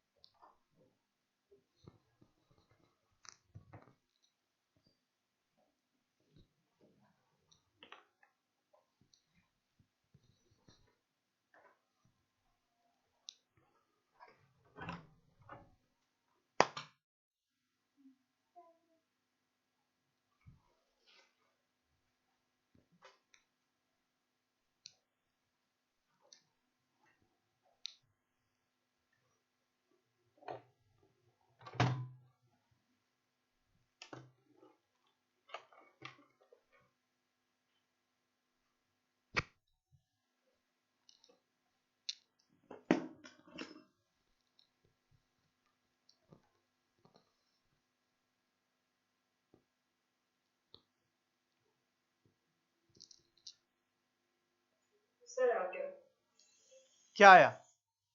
सर, इसकी वैल्यू कांस्टेंट ही रहेगी। अरे वेरी गुड गुरशब्द, तुम्हारा आया आंसर कि उसकी वैल्यू कांस्टेंट रहेगी।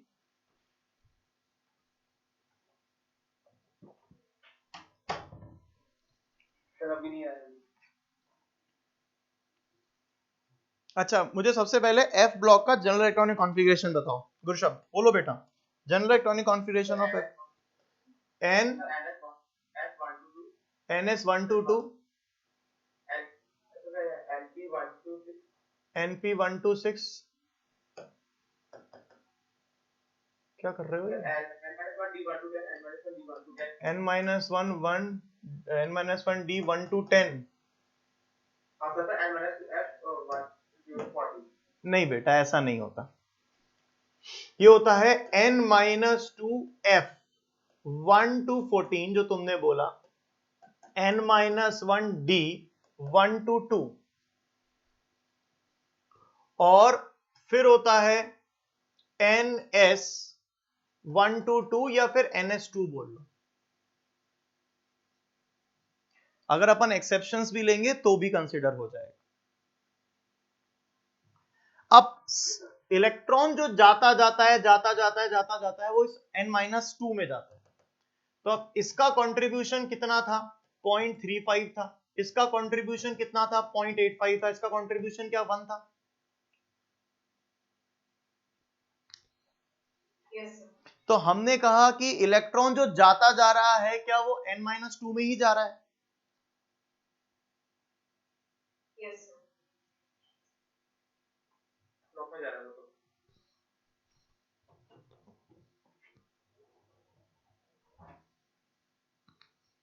उधर से ले ले, खोल दी। N-2 में ही जा रहा है और N-2 का कंट्रीब्यूशन 1 है। अब अगर अपन एफ ब्लॉक में जाएंगे तो ऐसी कंडीशन में क्या होगा? ऐसी कंडीशन में क्या होगा बताओ? सर वो दूसरे का हो जाएगा Z+1 माइनस सिग्मा प्लस 1। ये देखो मैंने सॉल्व कर रखा है कि अगर मैंने किसी पहले एलिमेंट की बात करी, अगर उसका Z इफेक्टिव का फॉर्मूला है Z माइनस सिग्मा, तो उसका जो नेक्स्ट एलिमेंट होगा उसका Z इफेक्टिव होगा, Z की वैल्यू 1 से बढ़ गई, सिग्मा की वैल्यू भी 1 से बढ़ गई, क्योंकि अंदर वाले इलेक्ट्रॉन जो हो रहे हैं वो किस में जा रहे हैं? डीपर शेल्स में जा रहे हैं, और डीपर शेल का कंट्रीब्यूशन 1 से बढ़ता है। और अगर डीपर शेल का कंट्रीब्यूशन 1 से बढ़ेगा, इसका मतलब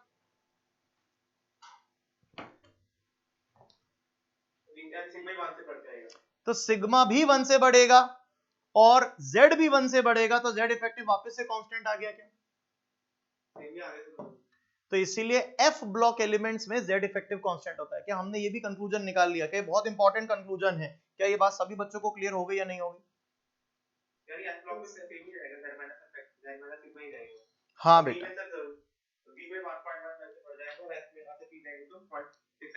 बहुत बढ़िया मेरा बेटा, वेरी गुड।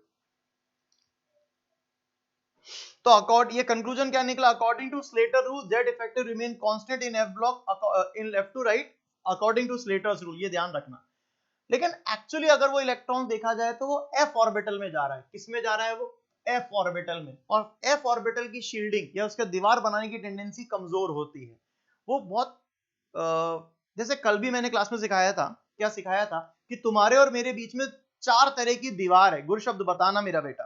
तुम्हारे और मेरे बीच में ईंट की दीवार है, हम ना एक दूसरे को देख पाएंगे ना एक दूसरे की आवाज आएगी। हमारे और तुम्हारे बीच में कांच की दीवार है, एक दूसरे को देख तो सकते हैं लेकिन आवाज नहीं जा सकती। लेकिन तुम्हारे और मेरे बीच में जाली की दीवार है, जाली की दीवार है तो आवाज भी जा सकती है और देख भी सकते हैं, सुन भी सकते हैं, बात भी हो सकती है। और तुम्हारे और मेरे बीच में हवा की दीवार है, एयर कर्टेन है, तो क्या हम एक दूसरे से मिल भी सकते हैं। इसी तरह से एस ऑर्बिटल अगर देखा जाए तो ये न्यूक्लियस है और ये इलेक्ट्रॉन है। इनके बीच में एस ऑर्बिटल हो या पी हो या डी हो चाहे एफ हो, अगर हम देखेंगे तो एस ऑर्बिटल इज लाइक ईंट की दीवार। वो बहुत अच्छी दीवार क्रिएट करती है, तगड़ी दीवार क्रिएट करती है, इतनी दीवार क्रिएट करती है कि इन दोनों के बीच के अट्रैक्शन उतना अच्छा नहीं हो पाता क्योंकि दीवार अच्छी बना रही है, शील्डिंग अच्छी कर रही है। जबकि पी ऑर्बिटल उससे बेकार दीवार है, उससे अच्छी दीवार नहीं है, कमजोर दीवार है, तो अट्रैक्शन बढ़ गया थोड़ा सा। डी ऑर्बिटल होगा तो और खराब दीवार है, एफ ऑर्बिटल बन गया तो बिल्कुल ही खराब दीवार है। तो इसीलिए मैंने कहा कि वो जो इलेक्ट्रॉन है अगर एफ ऑर्बिटल में जाता है तो अच्छी दीवार नहीं बनाता। कहने को वो एक इलेक्ट्रॉन है पर वो दीवार एक इलेक्ट्रॉन जितनी मजबूत नहीं बनाता क्योंकि वो फैली फैली होती है, छितरी छितरी सी होती है, एकदम है ना डिस्पर्स सी दीवार होती है, डिफ्यूज्ड वर्ड बोलते हैं हम उसको। वैसी दीवार होती है तो वो दीवार बिल्कुल भी अच्छी नहीं होती है। अल्टीमेटली हम कहते हैं उसको पुअर शील्डिंग। क्या वर्ड बोलते हैं? एफ ऑर्बिटल में वो इलेक्ट्रॉन जाता है, एफ ऑर्बिटल में वो इलेक्ट्रॉन जाता है, इसीलिए हम कहते हैं पुअर शील्डिंग। और अगर पुअर शील्डिंग है यानी कि देखो जेड इफेक्टिव किसके हिसाब से, स्लेटर के हिसाब से तो कांस्टेंट रहता है, लेकिन प्रैक्टिकली जेड इफेक्टिव हल्का सा बढ़ जाता है। क्यों बढ़ जाता है? क्योंकि एफ में गया हुआ इलेक्ट्रॉन अच्छा काम नहीं करता, दीवार अच्छी नहीं बनाता, जबकि न्यूक्लियस में गया हुआ प्रोटॉन अट्रैक्ट करने का काम तगड़ा करता है, तो जेड इफेक्टिव हौले हौले बढ़ जाता है। इसी को जाके हम आगे जाके साइज में पढ़ेंगे कि साइज छोटा होने लगता है और कहलाता है लेंथेनाइट कॉन्ट्रैक्शन या एक्टिनाइट कॉन्ट्रैक्शन। क्यों? क्योंकि Z इफेक्टिव का फॉर्मूला होता है Z इफेक्टिव का फॉर्मूला होता है Z माइनस सिग्मा।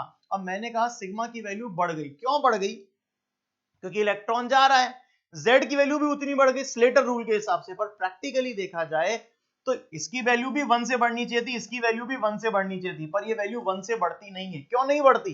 क्योंकि दीवार अच्छी बनाता नहीं है। क्यों नहीं बनाता? क्योंकि एफ ऑर्बिटल में जाता है, एफ ऑर्बिटल अच्छी दीवार नहीं बनाता। तो इसी अल्टीमेटली Z इफेक्टिव बढ़ जाता है, और Z इफेक्टिव बढ़ जाता है इसलिए साइज धीरे धीरे धीरे धीरे धीरे छोटा होने लगता है। साइज छोटा होने लगेगा, इसी को हम लेंथेनाइट कॉन्ट्रैक्शन या एक्टिनाइट कॉन्ट्रैक्शन के नाम से पढ़ते हैं। अभी आएगा आगे। क्या यहां तक मेरी बात समझ में आ गई या नहीं आ गई? आ गई। ठीक है। अभी जो हमने स्लेटर्स रूल पढ़ा था वो स्लेटर्स रूल हमारे लिए 99% काम का है, हमने वहां तक की बात कर ली, खत्म हो गई बात। लेकिन उसके अलावा एक और स्लेटर रूल होता है जब इलेक्ट्रॉन डी और एफ ऑर्बिटल में होता है। अभी याद है अपन ने 0.35 करा था into same shell, 0.85 into n-1 shell and 1 into अंदर वाली शेल। कैसे करा था? ये तब करा था जब जिस इलेक्ट्रॉन को हमने गुरशब्द माना था वो एस ऑर्बिटल या पी ऑर्बिटल में था। अब हम बात कर रहे हैं कि गुरशब्द डी या एफ ऑर्बिटल में बैठा है। देख एग्जांपल लेता हूं, आयरन 2+। आयरन 2+ का कॉन्फ़िगरेशन लिखेगा तो कैसे लिखेगा? 1s2 2s2 2p6 3s2 3p6 3d6। क्या बता, यहां जो 4s2 था वो इलेक्ट्रॉन चला गया। अच्छा, वरदायिनी और गुरशब्द दोनों बताओ कि इलेक्ट्रॉन कहां से जाता है आयरन में? क्या हुआ, इलेक्ट्रॉन 3d से जाता है कि 4s से जाता है? 4s से। आउटर मोस्ट इलेक्ट्रॉन से, आउटर मोस्ट शेल से जाता है, 4s से चला जाता है। अगर 4s2 था और वहां से इलेक्ट्रॉन चला गया तो अब वो 3d6 बचा। अब वो क्या बचा? 3d6 बचा। अरे हाँ या ना? अब गुरशब्द कहां बैठा है? 3d6 में बैठा है। कहां बैठा है? 3d6 में। तो इसके लिए जो फॉर्मूला है स्लेटर का वो क्या है? 0.35 into number of electron in the same sub shell. यहां पर वर्ड कौन सा इंपॉर्टेंट है? That is sub shell. ये वर्ड बहुत इंपॉर्टेंट है। पहले यहां पे लिखा था शेल, अब मैंने यहां पर क्या वर्ड किया है? सब शेल। ये शब्द मैंने यहां पर लिखा है सब शेल। दूसरी चीज, अब 0.85 वाला फैक्टर है ही नहीं, देख बीच में लाइन ही नहीं है वो वाली, डायरेक्ट आ रहा है 1 इंटू नंबर ऑफ सारे इलेक्ट्रॉन, बाकी जो बचे हुए उन सबको एक साथ ले लो, समझते हैं। यहां पर 0.35 हम करेंगे इंटू 5। क्यों 5 करेंगे? क्योंकि टोटल 6 इलेक्ट्रॉन है उसकी बेंच में। अब की बार पूरा थर्ड शेल नहीं लेना है, अब की बार क्या लेना है? सिर्फ सब शेल लेना है। इस सब शेल में टोटल इलेक्ट्रॉन 6 थे, उसमें से एक गुरशब था, बाकी के बच्चे कौन थे? 5 बच्चे, तो इंटू हमने क्या कर दिया 5। ये तो 5 कर दिया कि एक वैन में भी 5 बच्चे बचे हैं। और बाकी के सबको एक साथ लगा के टोटल लिख दो।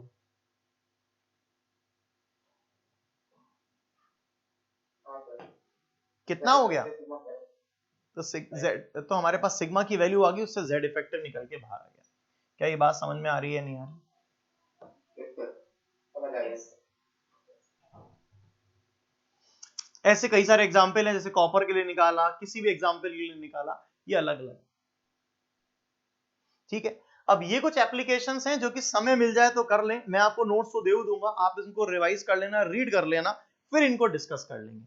बिकॉज ये जो है, ये सब चीजें क्या होती है, ईयर लॉन्ग में जब बहुत डिटेल में पढ़ा रहे होते हैं, धीरे धीरे एक दिन में 1 या 2-3 पेज पढ़ रहे होते हैं, तब ये जरूरत पड़ती है। ये हाथ के लिखे हुए वही वाले नोट्स हैं ईयर लॉन्ग के, मैंने समय बचाने के लिए इनको मैंने अपनी टैब से यहां पर डाल दिया, सो दैट कि इनको मुझे एक्सप्लेन करने में बड़ा आसान होगा।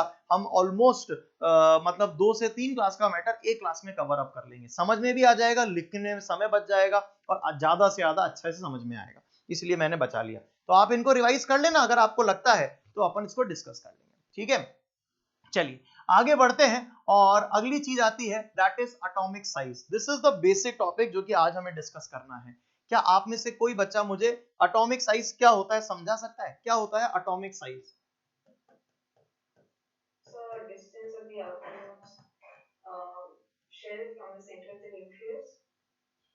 ये जो बच्ची है ये कहना चाह रही है कि अगर आप सर एटॉमिक साइज की बात कर रहे हो, तो एटॉमिक साइज होता है कि मान लो जैसे कि कोई ये एक पर्टिकुलर अपन ने माना एक एटम है जिसके अंदर ये आउटर मोस्ट इलेक्ट्रॉन है और सेंटर के अंदर हमारे पास न्यूक्लियस है।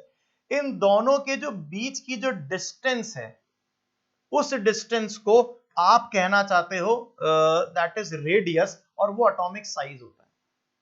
ऐसा कहना चाह रही हो वरदायनी तुम? Yes sir. गुरशब्द तुम्हारा क्या कहना है?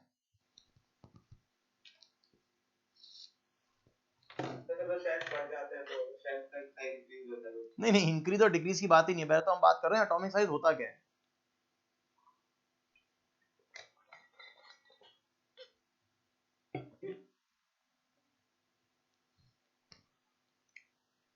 चलो, अपन कैसे बोलते हैं? अपन बोलते हैं किसी का साइज बड़ा है, किसी का साइज छोटा है। हम कहते हैं ना यार ये आदमी कितना मोटा है, हम कहते हैं ये आदमी कितना छोटा सा है, ये आदमी कितना पतला है, ये आदमी कितना मोटा है, हम ऐसे ही वर्ड बोलते हैं। तो किसी भी चीज के साइज को डिफाइन करने के क्या तरीके हो सकते हैं? किसी भी चीज के साइज को डिफाइन करने का तरीका हो सकता है वॉल्यूम। किसी भी साइज को डिफाइन करने का तरीका हो सकता है एरिया। कहते हैं ना नदी कितनी बड़ी है, क्योंकि उसका एरिया हमें काफी ज्यादा बड़ा दिखता है। वॉल्यूम तो निकाल नहीं सकते, एरिया ही बोलते हैं हम लोग। लेकिन पानी का, जैसे मेरे पास यहाँ कमरे में 2 बॉटल्स हैं, तो मैं बोलूंगा एक बॉटल मेरी बड़ी है और एक बॉटल छोटी, बिकॉज मुझे फील आ रहा है कि उसका वॉल्यूम ज्यादा है, उसका वॉल्यूम कम है ना। अगर अपन एक एटम की बात करें, तो क्या एटम एक स्फेयर है? एटम क्या है? एक तरह का स्फेयर है। जैसे ग्लोब है ना, मेरे पास एक ग्लोब भी है, देखो कमरे में, ये ग्लोब है। तो एटम इस तरह का एक स्फेयर है। एटम कोई डिस्क या रिंग नहीं है, एटम इस तरह का ग्लोब है, गोल है, ठीक है ना, बॉल जैसा है। अब अगर किसी स्फेयर का वॉल्यूम लिखना होता है, तो तुम क्या 4/3 पाई आर क्यूब लिखते हो? Yes sir. किसी स्फेयर का एरिया लिखना होता है तो 4 पाई आर स्क्वायर लिखते हो? पता नहीं, मुझे इतना ही आता है, शायद ऐसे ही लिखते हो ना। Yes sir. ज्यादा से ज्यादा किसी बच्चे ने बोला कि सर मैं डायामीटर की बात भी कर सकता हूं, कि किसी भी चीज का डायामीटर अगर बड़ा है तो साइज बड़ा है। जैसे नॉर्मली अपन कमर को नापते हैं तो बोलते हैं यार इतना मोटा है, यार ये तो इतना मोटा है, ये we are talking about the diameter. And finally we can take a point that is radius. हम किसकी बात कर सकते हैं? रेडियस की बात कर सकते हैं। क्या डायामीटर के फॉर्मूला क्या होता है? 2 इंटू आर। और रेडियस तो क्या होता है? आर। अब एक बात बताओ, मुझे किसी चीज को बड़ा या छोटा बताना है तो मैं इनमें से कोई चीज काम में ले सकता हूं क्या? बताओ, इन सभी में आर आर आर और आर आ रहा है, हाँ या ना? तो क्या best method to determine the atomic size या to tell someone about the atomic size, क्या हम लोग एटॉमिक साइज की जगह पर एटॉमिक रेडियस की बात कर ले तो मजा आ जाए? हम बोलेंगे रेडियस ज्यादा मतलब साइज ज्यादा, रेडियस छोटा तो साइज छोटा, सीधी सी बात है। We need not to talk about volume, area, diameter and anything. अरे हाँ या ना?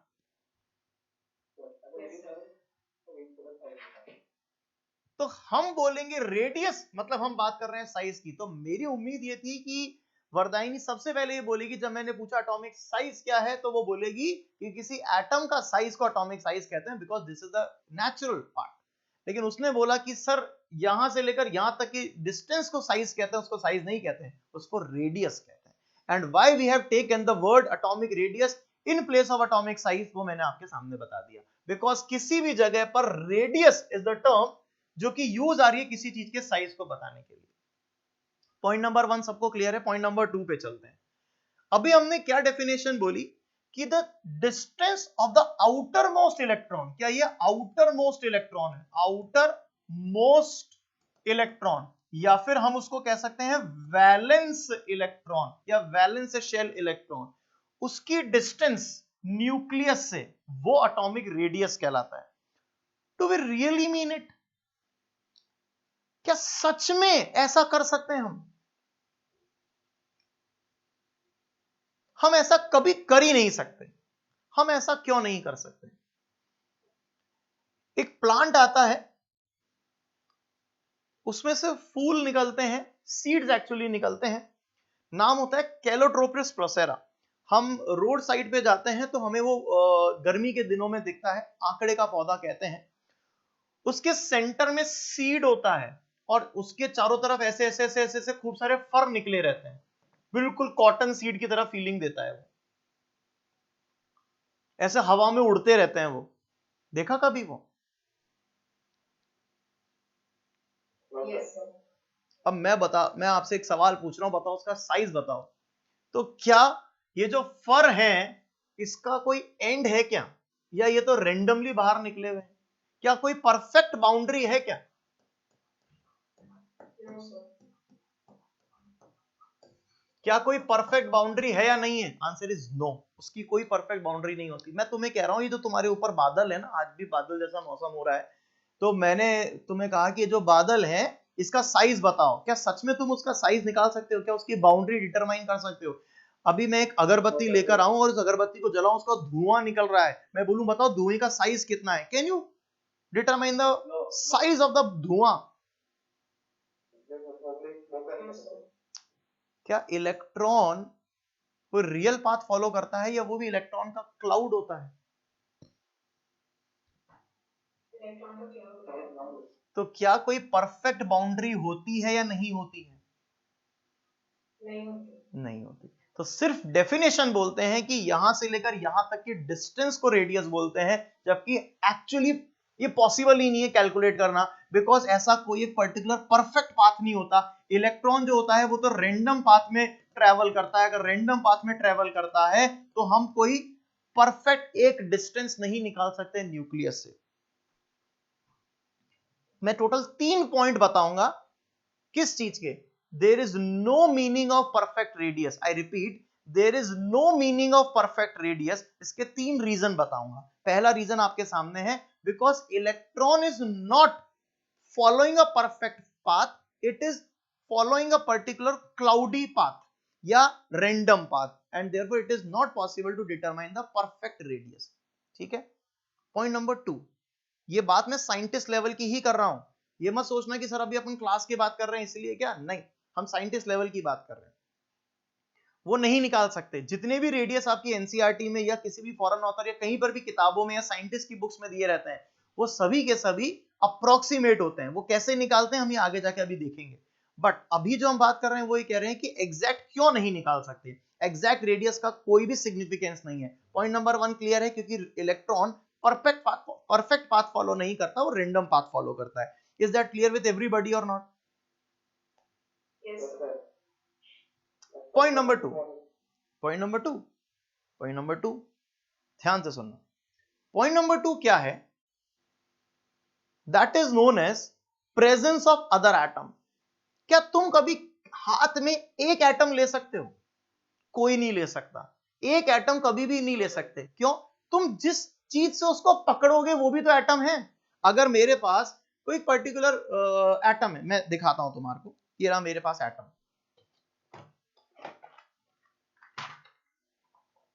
ये देखो, ये रहा मेरे पास एटम, ये रहा एटम। ये मैंने एटम को मेरे हाथ से पकड़ रखा है, तो मेरे हाथ भी तो एटम का बना है। Yes, Yes, sir. sir.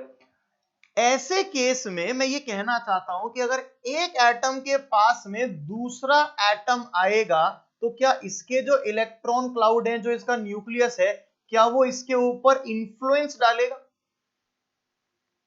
Attraction repulsion forces करेगा? तो क्या ये जो इलेक्ट्रॉन है, क्या ये अलग सा पाथ फॉलो करेगा नॉर्मल? अरे तुम रास्ते से जा रहे हो, रास्ते में कोई डॉग भौंकना चालू कर दे, ऐसे कोई कुत्ता उत्ता रास्ते में आ जाए, तो तुम अपना पाथ हल्का सा बदल लेते हो ना। बदल देते हैं। This is what I am trying to say, कि अगर एक एटम के कांटेक्ट में दूसरा एटम आता है तो उसका रियल पाथ फॉलो नहीं होता, उसका पाथ चेंज होता है। और कभी भी आइसोलेशन ऑफ एटम क्योंकि पॉसिबल नहीं है, इसलिए हम कह रहे हैं कि परफेक्ट पाथ होगा ही नहीं। क्या यहां तक मेरी बात समझ में आ गई या नहीं आ गई? Yes, sir. तीसरे पॉइंट पर चलते हैं। तीसरा पॉइंट है that is Heisenberg uncertainty principle. ये क्या है हेजनबर्ग अनसर्टेनिटी प्रिंसिपल, वो समझाता हूं। अगर मैं तुम्हें कहूं कि भाई कल से ऑफलाइन क्लास है, वहां आ जाना, तुम बोलोगे कहां आ जाना, तो मैं तुम्हें एड्रेस बताऊंगा, वहां आ जाना, तो तुम वहां पहुंच जाओगे। जैसे ये एरोप्लेन जो लोग उड़ाते हैं, या जो ये शिप्स चलाते हैं, वहां तो कोई ऐसा नहीं होता ना कि कोई शिप किसी समुद्र में चल रहा है और बोलेंगे भाई इस गली में आ जाना, वहां तो गली वली होती नहीं है। तो वो कैसे बताते होंगे? वो कोई भी चीज का बताना है, यार मेरा शिप यहाँ खड़ा है, किसी किसी को वायरलेस पे मैसेज भेजना है, तो वो कैसे बताते हैं? कहीं ना कहीं कोई लैटिट्यूड और लॉन्गिट्यूड्स के बारे में बताते हैं, ऐसा सुना कभी?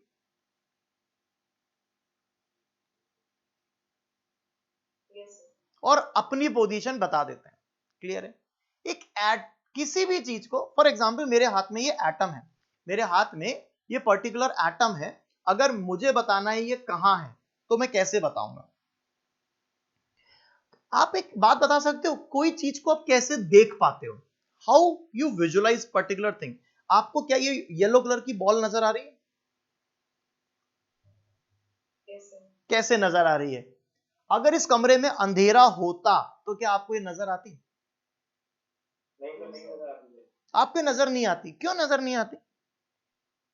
अंधेरा हो गया तो लाइट चली गई तो डार्क हो गया। नहीं तो डार्क हो गया तो क्या प्रॉब्लम है? डार्क हो गया तो ये नजर क्यों नहीं आ रही है? तो ये तो जो कि सर आपको रोशनी चाहिए आपको। कोई भी चीज जो हमें नजर आती है ना, उसके पीछे एक कारण होता है।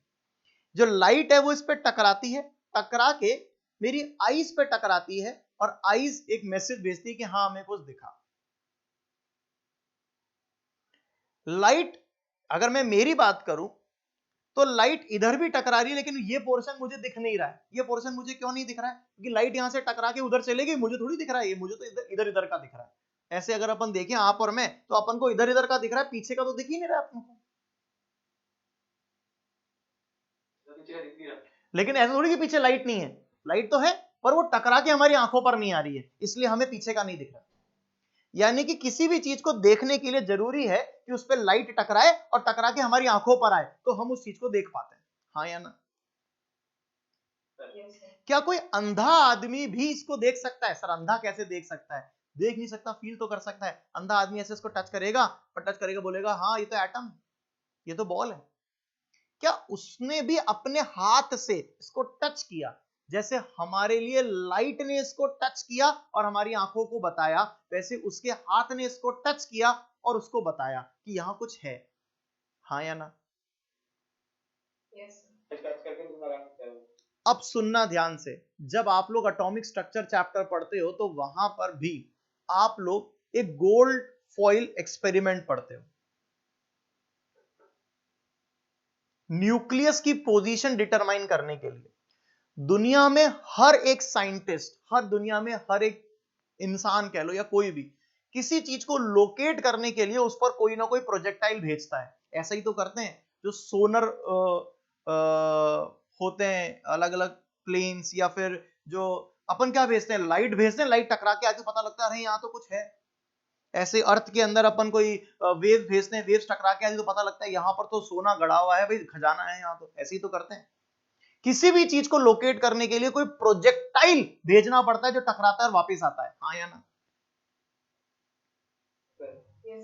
अब इधर देखना बोर्ड पर, ये न्यूक्लियस है और ये सराउंडिंग एटम है, ये सराउंडिंग इलेक्ट्रॉन है, सॉरी ये न्यूक्लियस है, सराउंडिंग इलेक्ट्रॉन है।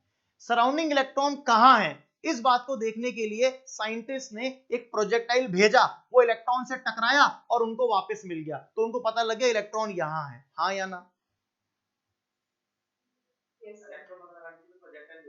है ना? वो टकराया इलेक्ट्रॉन से टकरा के वापस आया और आके बताया इलेक्ट्रॉन यहां है, हाँ या ना? पर ऐसा प्रैक्टिकली नहीं हुआ, ऐसा प्रैक्टिकली नहीं हुआ। क्यों नहीं हुआ?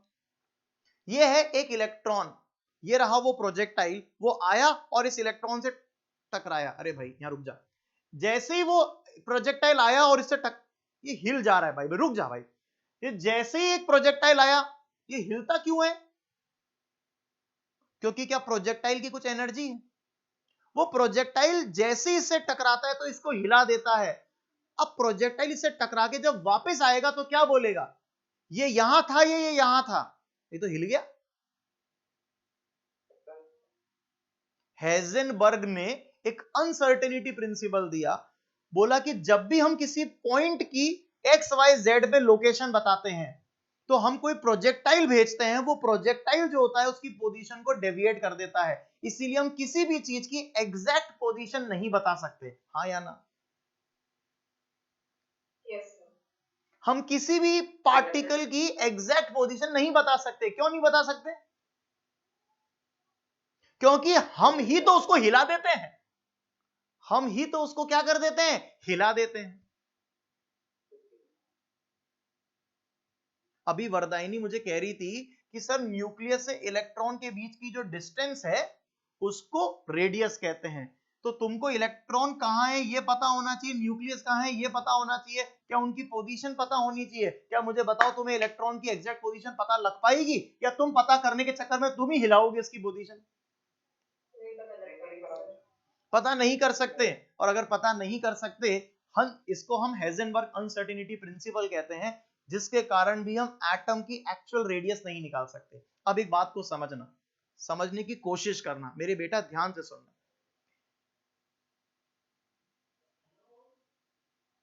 अगर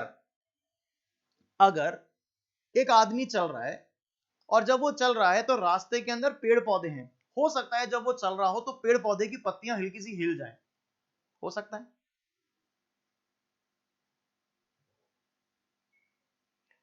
लेकिन अगर वो आदमी चल रहा है और पास में कार खड़ी है तो क्या कार हिलेगी क्या?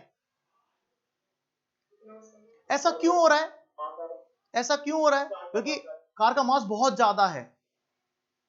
अगर हमने एक प्रोजेक्टाइल भेजा इस इलेक्ट्रॉन की पोजीशन निकालने के लिए तो उसने इलेक्ट्रॉन को हिला डाला, लेकिन जब हमने न्यूक्लियस की पोजीशन निकालने के लिए कोई प्रोजेक्टाइल भेजा तो उसको हिलाया, लेकिन कम हिलाया। अनसर्टेनिटी उसमें भी है लेकिन कम है। क्यों? क्योंकि mass of proton is 1837 times the mass of electron. सोचो, किसी का मास किसी से डबल होता है, किसी से ट्रिपल होता है, किसी से 4 टाइम्स होता है, किसी से 5 टाइम्स होता है। सोचो एक प्रोटॉन का मास एक इलेक्ट्रॉन के 1837 टाइम्स है, यानी कि कितना भारी है एक प्रोटॉन एक इलेक्ट्रॉन से। लेकिन न्यूक्लियस में तो ढेर सारे प्रोटॉन और ढेर सारे न्यूट्रॉन्स होते हैं। क्या सोचो उसका मास कितना ज्यादा हो गया। तो क्या एक प्रोजेक्टाइल जाएगा इलेक्ट्रॉन की पोजीशन डिटरमाइन करने, एक प्रोजेक्टाइल जाएगा न्यूक्लियस की पोजीशन डिटरमाइन करने। बताओ किसकी पोजीशन डिटरमाइन करना मोर सर्टेन है? न्यूक्लियस की। क्या बताइए, इलेक्ट्रॉन की जो पोजीशन है क्या वो एग्जैक्ट कैलकुलेट की जा सकती है, डिटरमाइन की जा सकती है? नहीं की जा सकती। क्या मेरी बात सभी बच्चों को समझ में आ रही है या नहीं आ रही है? Yes, sir, I am.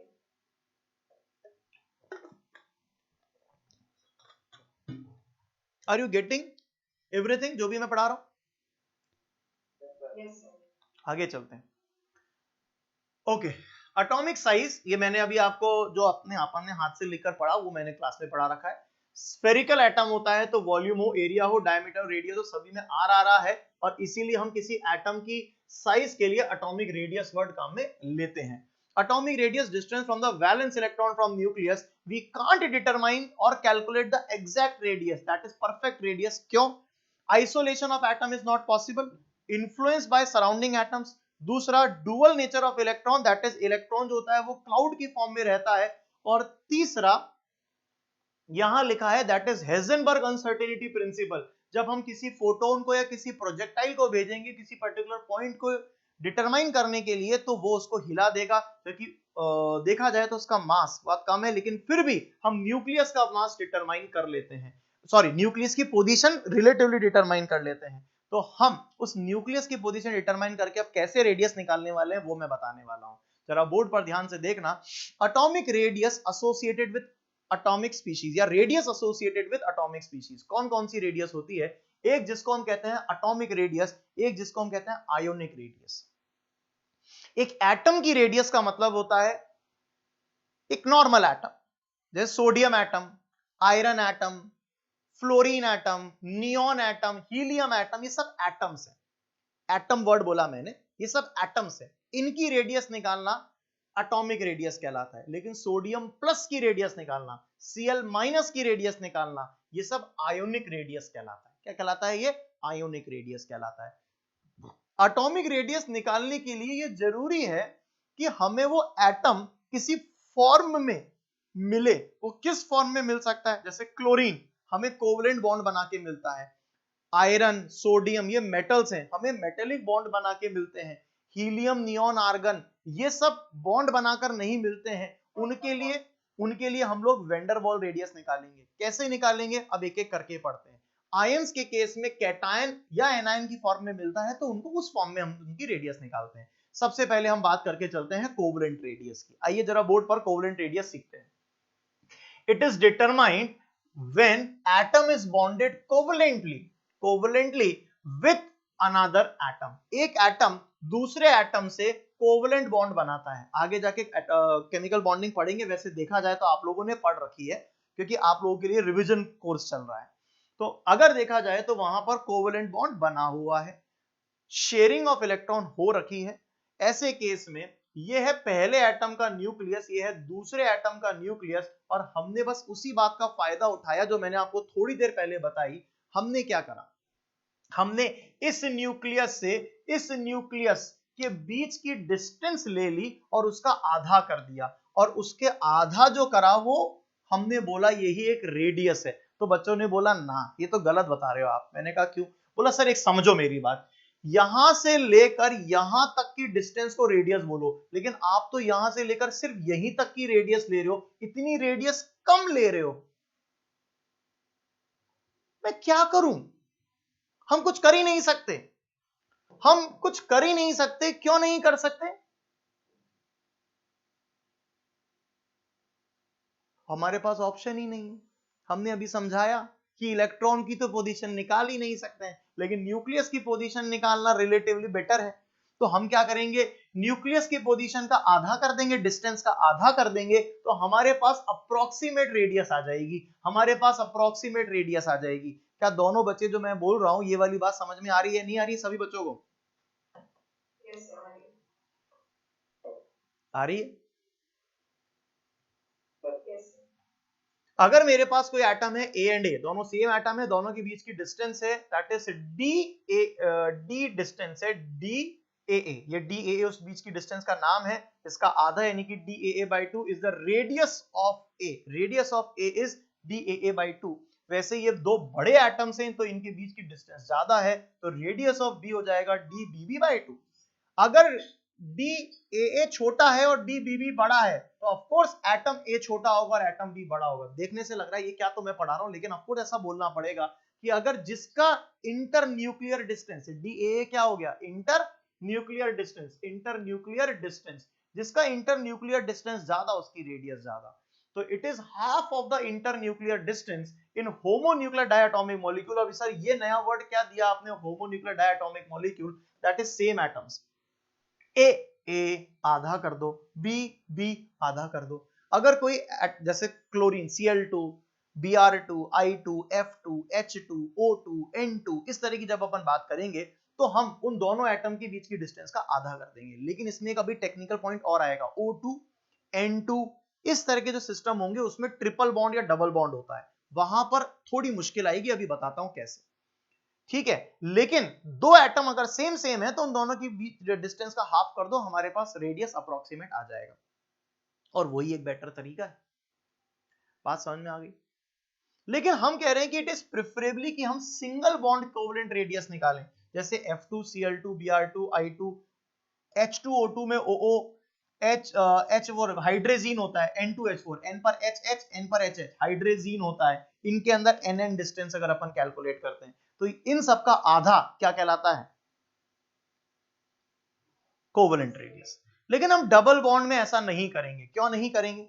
अगर मेरे पास कोई डबल बॉन्ड है, लेट से हमने कहा ऑक्सीजन O डबल बॉन्ड हो, या मेरे पास नाइट्रोजन ट्रिपल बॉन्ड नाइट्रोजन है, तो प्रॉब्लम क्या है, क्या ये और ज्यादा ओवरलैप हो गए? एक एटम और दो एटम के बीच में ओवरलैप बढ़ गया, तो जब मैं इसका आधा करूंगा तो क्या एरर बहुत ज्यादा हो जाएगी? इसीलिए हम लोग कभी भी डबल बॉन्डेड सिस्टम या ट्रिपल बॉन्डेड सिस्टम्स के अंदर आधा करके रेडियस निकालने की सोचते नहीं है। ये इसलिए करते हैं क्योंकि उससे एरर बढ़ जाती है। क्या मेरी बात समझ में आ रही है, नहीं आ रही?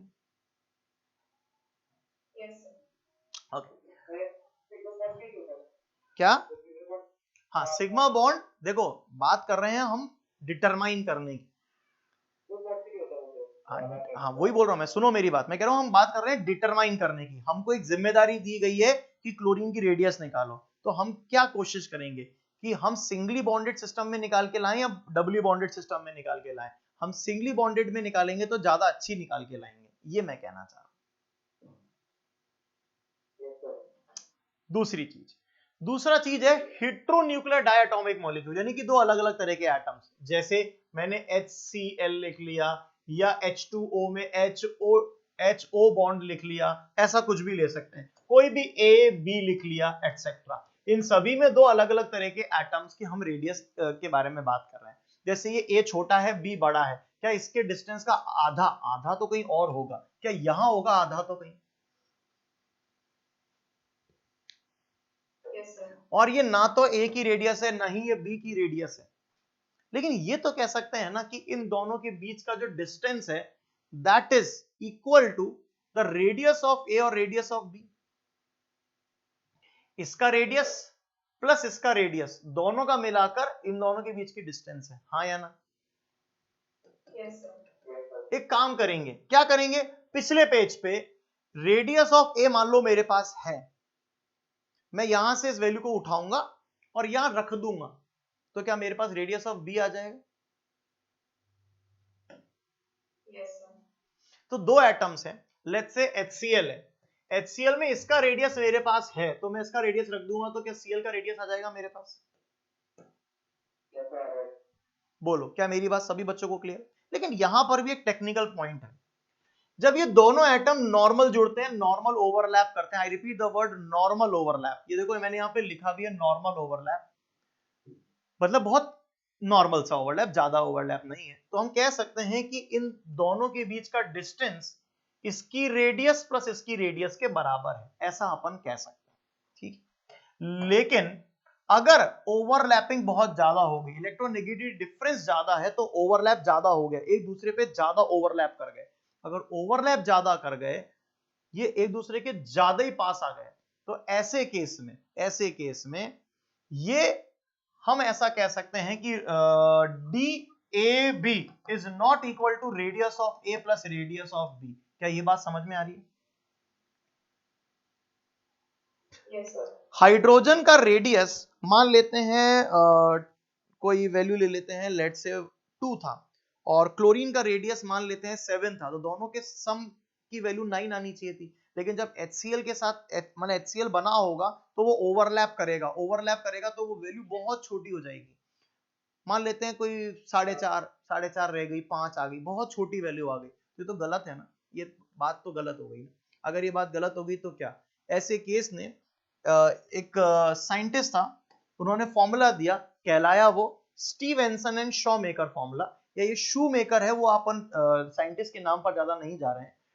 उसने क्या फॉर्मूला दिया कि DAB is equal to RA plus RB, और जो कम हुआ, देखो ये होना चाहिए था 2 प्लस कितना था, 2 प्लस 7, ये 9 होना चाहिए था, लेकिन अभी हमारे को 4.5 वैल्यू लगभग मिल रही है, या 5 वैल्यू मान लेते हैं, 5 वैल्यू मिल रही है। तो वो कह रहा है कुछ वैल्यू कम हो गई, जो वैल्यू कम हो गई वो किसके कारण कम हो गई, वो कहीं ना कहीं ओवरलैपिंग कारण कम होगी, जिसके जो हुआ किसके कारण, इलेक्ट्रोनेगेटिव डिफरेंस के कारण। तो उन्होंने कहा that is 0.09 XA minus XB के बराबर है। किसके बराबर है, 0.09 XA माइनस XB के बराबर। तो फॉर्मूला हो गया DAB is equal to RA plus RB minus some value, और जो फॉर्मूला था वो है 0.09 इंटू XA माइनस XB। ठीक है, अब इमेजिन करो कि अगर इलेक्ट्रोनेगेटिविटी XA और XB की सेम है, सेम इलेक्ट्रोनेगेटिविटी है, तो XA माइनस XB जीरो हो जाएगा। अगर ये वर्ड जीरो हो गया तो 0.9 ये पूरी टर्म जीरो हो गई, तो DAB is equal to RA plus RB, क्या ऊपर वाला फॉर्मूला आ जाएगा। अगर इलेक्ट्रोनेगेटिविटी का डिफरेंस जीरो या ऑलमोस्ट जीरो है तो ऊपर वाला फॉर्मूला लगाएंगे, अगर डिफरेंस ज्यादा है तो नीचे वाला फॉर्मूला लगाएंगे। IIT एक बार क्वेश्चन इस पर पूछ चुका है अभी रिसेंट ईयर्स में, जब से मेंस के पेपर नंबर्स में ज्यादा होते हैं तो इस तरह के क्वेश्चंस ज्यादा आने लगे। क्या कोवेलेंट रेडियस समझ में आ गया सभी बच्चों को? सेकेंड नंबर पे चलते हैं, और सेकेंड नंबर है मेटेलिक रेडियस। ये मेटेलिक रेडियस क्या है, इसके लिए पहले समझना पड़ेगा मेटेलिक बॉन्ड क्या है। वैसे देखा जाए तो केमिकल बॉन्डिंग में आता ही है, थोड़ा थोड़ा बताते हैं इसके बारे में, लेकिन अभी भी अपन थोड़ा सा समझ सकते हैं। कोवेलेंट बॉन्ड थोड़ा थोड़ा आता होगा, उसकी बात अभी अपन नहीं कर रहे, लेकिन मेटेलिक बॉन्ड की कर रहे हैं। एक एटम में क्या होता है, जैसे ये एटम की फोटो है, इस एटम में ये तो न्यूक्लियस है, और ये जो व्हाइट कलर से बना रखे हैं ये अंदर वाले शेल्स हैं, और ये जो ये येलो कलर से मैंने बना रखी है बाहर, ये वैलेंस शेल है। क्या है ये, वैलेंस शेल। जैसे कि अगर मैं मेरी बात करूं तो ये जो मैंने कपड़े पहन रखे हैं, दीज आर वैलेंस शेल, ये वैलेंस शेल। बात समझ में आ गई। और उसके अलावा जो भी अंदर बचा, यानी कि जो मैंने कोट पहन रखा है, दिस इज वैलेंस शेल। ये जो शर्ट पहन रखी है इनर शेल, और उसके अंदर जाऊंगा तो वो जो बॉडी है दैट इज कोर, या फिर अपन कह सकते हैं न्यूक्लियस है। मेरी बात समझ में आ गई। न्यूक्लियस प्लस इनर शेल को मिलाकर, या नीचे लिखा हुआ है थोड़ा कट गया है, कोर कहलाता है। क्या कहलाता है, कोर, या फिर क्या कहलाता है, कर्नेल। क्या कहलाता है वो, कोर या कर्नेल कहलाता है। क्या कहलाता है, कोर या कर्नेल। किसको कोर या कर्नेल कहते हैं, न्यूक्लियस और अंदर शेल्स को मिलाकर इकट्ठे क्या बोलते हैं, कोर या कर्नेल वर्ड बोलते हैं। अब एक गेम खेलते हैं हम। क्लास में बहुत सारे बच्चे बैठे हैं, क्लासरूम ऑफलाइन क्लासेस की बात चल रही है, बहुत सारे बच्चे बैठे हैं, और एक गेम है कि हमें एक दूसरे के कपड़े पकड़ के रखने, खींच के रखने, कोई भाग ना जाए। तो मैं क्या करूंगा, मैं किसी और के कपड़ों को पकड़ के रखूंगा। मैं न्यूक्लियस हूं और मैंने किसी और के कपड़े पकड़ के रखे, यानी कि उसका वैलेंस पकड़ के रखा। उन्होंने किसी और का, किसी और ने किसी और का, उसने मेरा। अल्टीमेटली सभी एटम्स ने एक दूसरे का वैलेंस इलेक्ट्रॉन पकड़ रखा है। क्या पकड़ रखा है, वैलेंस इलेक्ट्रॉन को पकड़ रखा है। क्या ये बात समझ में आ गई या नहीं आ गई?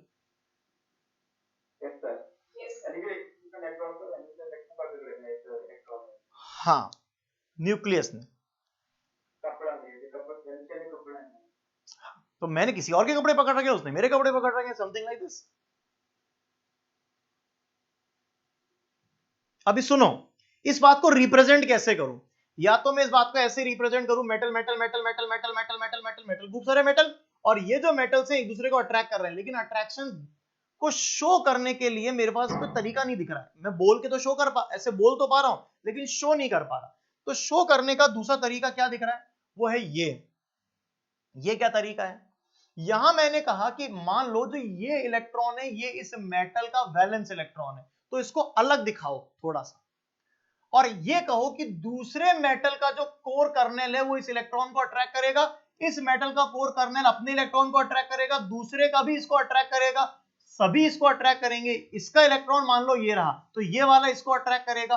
ये जो इलेक्ट्रॉन्स मैंने बनाए हैं, दीज आर वैलेंस इलेक्ट्रॉन, कपड़े हैं ये। और जो बाकी की बची हुई स्पीशीज है वो M+ है। ये M+ का मतलब कोई मेटल आयन की फॉर्म में नहीं रहता है, लेकिन अगर मुझे कपड़े दिखाने पड़ेंगे तो मुझे बाकी की बॉडी भी दिखानी पड़ेगी।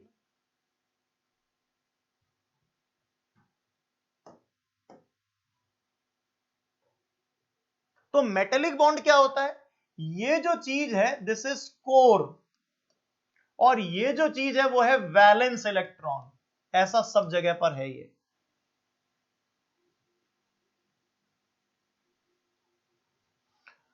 तो एक मेटेलिक बॉन्डिंग में देखा जाए तो एटम ना तो लूज हो रहे हैं ना गेन हो रहे हैं, हम सब साथ में हैं। ना ही मैं कपड़े तुम्हें दे रहा हूं ना तुम्हारे ले रहा हूं, सिर्फ अट्रैक्ट कर रहे हैं। तो एटम दूसरे एटम के सिर्फ कांटेक्ट में है, ना इलेक्ट्रॉन शेयर किए जा रहे हैं, ना इलेक्ट्रॉन लूज या गेन किए जा रहे हैं। तो this is perfect diagram of metal. Metals का परफेक्ट डायग्राम ये है। और अगर ये परफेक्ट डायग्राम है तो सोचो कि जब हम रेडियस निकालेंगे तो कितनी बढ़िया रेडियस आएगी। दोनों के बीच के डिस्टेंस जो d है उसका सीधा सीधा हाफ कर देंगे। तो मेटेलिक रेडियस भी निकाली वैसे ही जाती है। न्यूक्लियस की पोजीशन डिटरमाइन कर लेंगे, दोनों के बीच का डिस्टेंस का आधा कर लेंगे, लेकिन पिछले वाली रेडियस जो हमने निकाली कोवलेंट रेडियस, उससे अच्छा है। उससे अच्छा क्यों है? क्योंकि वहां ओवरलैप हो रहा है, वहां पर थोड़ा सा एरर आ जाएगा। जबकि अभी जो हमने बात करी मेटेलिक रेडियस, इस मेटेलिक रेडियस में एरर नहीं आएगा। क्यों नहीं आएगा? या कह सकते हैं कम एरर आएगा। क्यों? ये बना ही ऐसे है, सिर्फ एक दूसरे के टच में है दो एटम। ये मेरे पास एक एटम है, एक और एटम इसके टच में रख देता हूं, दोनों के बीच का डिस्टेंस का आधा निकालना है, मेटेलिक रेडियस निकल जाएगी। क्या बताओ, मेटेलिक रेडियस समझ में आ रही? Yes, sir. आगे चलते हैं। तीसरा, वेंडरवॉल रेडियस। क्या अभी थोड़ी देर पहले मैंने वो सीड की बात करी थी, प्लांट का नाम था कैलोट्रोपिस प्रोसेरा। क्या वो हवा में उड़ रहा है?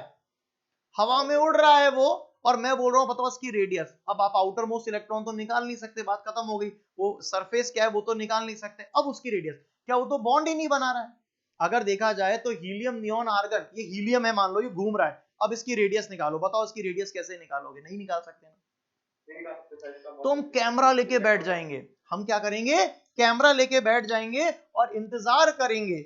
इंतजार किस चीज का करेंगे? कि ये घूम रहा है और ये एक और घूम रहा है, ये दोनों घूमते घूमते घूमते घूमते जैसे ही एक दूसरे के सबसे पास आएंगे फोटो खींच लेंगे, फिर दूर चले जाएंगे ये तो। लेकिन हमने तो फोटो खींच ली। जब ये एक दूसरे के काफी करीब आए थे तो हमने इसकी फोटो खींच ली।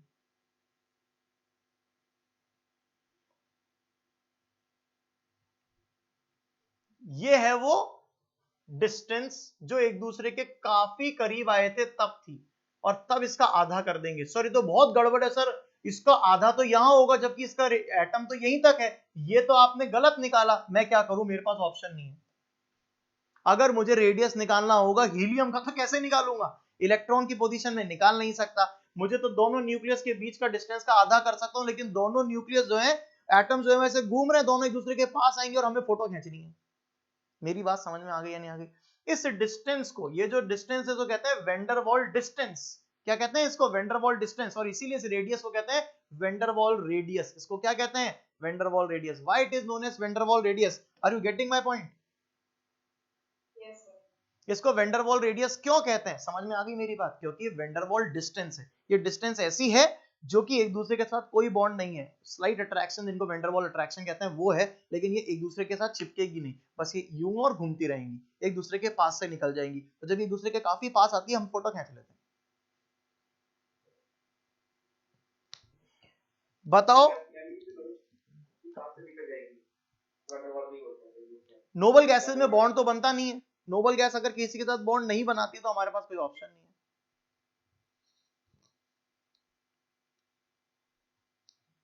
Are you getting my point? Yes, sir.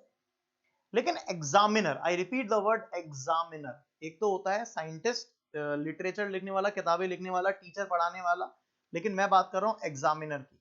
वो आपसे बोलेगा यार HCl में क्लोरीन की वेंडरवॉल रेडियस निकालो, तो तुम क्या कहोगे? सर HCl में तो क्लोरीन की कोवेलेंट निकाल लो ना, वेंडर वॉल क्यों निकाल रहे हो? बोला मुझे मतलब नहीं, निकाल के दिखाओ। तो अब हम इंतजार करेंगे, एक HCl भी घूम रहा है, दूसरा HCl भी घूम रहा है, ऐसे ऐसे ऐसे दोनों जने घूम रहे हैं, और इंतजार करेंगे कि कब Cl एक दूसरे के पास आएगा। जैसे Cl दूसरे Cl के पास आएगा तो इनकी डिस्टेंस का क्या कर देंगे, आधा कर देंगे। क्या मेरी बात समझ में आ रही? वो बोलेगा H की वेंडरवॉल रेडियस निकालो HCl में, तो क्या करेंगे, इंतजार करेंगे ये H है ये Cl है, दोनों के बीच की डिस्टेंस जिस समय दोनों पास पास आएंगे उसके डिस्टेंस का आधा कर देंगे। क्या मेरी बात समझ में आ रही है कि नहीं आ रही? हाँ बेटा बोलो, यहां तक मेरी बात सभी को समझ में आ गई या नहीं आ गई? आ गई। देखो ऊपर लिखा है, बोर्ड पर देखें तो किसी भी एटम के लिए अगर मैंने वेंडरवॉल भी निकाला, मेटेलिक भी निकाला, कोवेलेंट भी निकाला, तो बेस्ट चीज क्या है, मेटेलिक रेडियस निकालना। कोवेलेंट तो छोटा हो जाएगा, वेंडरवॉल बहुत बड़ा हो जाएगा।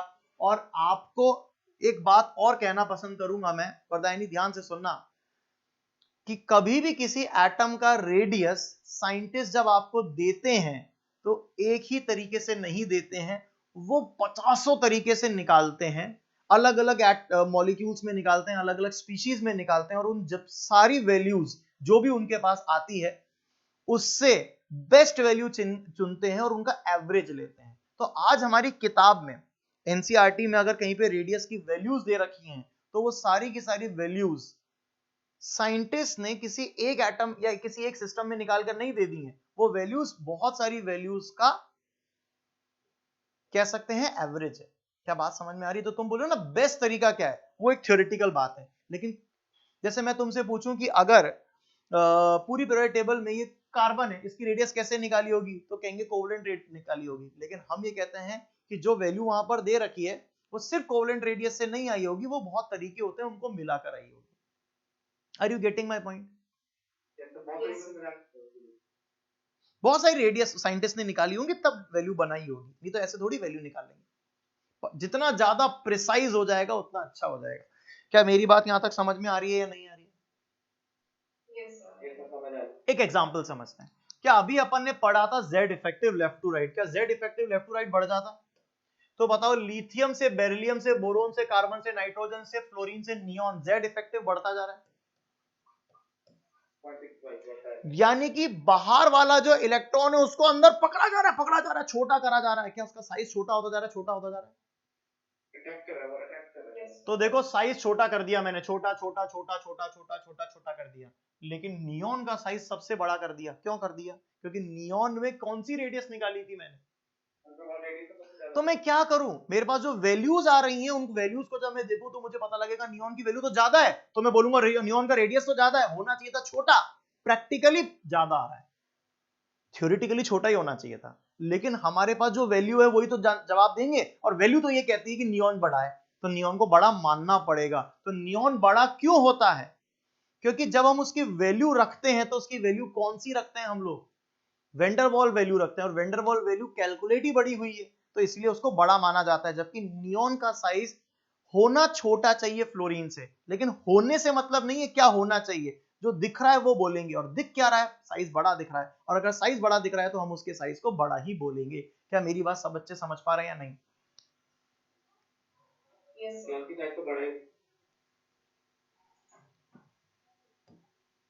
क्या यहां तक मेरी बात सभी बच्चों को समझ में आ गई या नहीं आ गई? है ना? अब हम क्या करेंगे, ये हमने एटॉमिक साइज का कुछ पार्ट पढ़ लिया। अब कोई अगर बच्चा कल नया भी आता है तो मैं उसको रिवाइज नहीं कराऊंगा, क्लास में, रेगुलर क्लास में एक्स्ट्रा क्लास उसकी लेऊंगा, और अपनी कल सुबह जब क्लास होगी तो हम इसी के आगे पढ़ना स्टार्ट करेंगे। ये सारे नोट्स जो हमने पढ़े हैं, ये सारे नोट्स मैं आपको भेज दूंगा। कहां पर? ये जो माइक्रोसॉफ्ट टीम्स चल रहा है, मैंने कल लेक्चर नंबर 1 भी यहीं पे डाला है। अगर आप वहीं पे जाके पोस्ट देखोगे तो आपको एक फाइल्स करके ऊपर टैब आता है, थोड़ा सा आपको एक्सप्लोर करना पड़ेगा, 1-2 दिन लगेंगे, आप समझ जाओगे माइक्रोसॉफ्ट टीम्स में।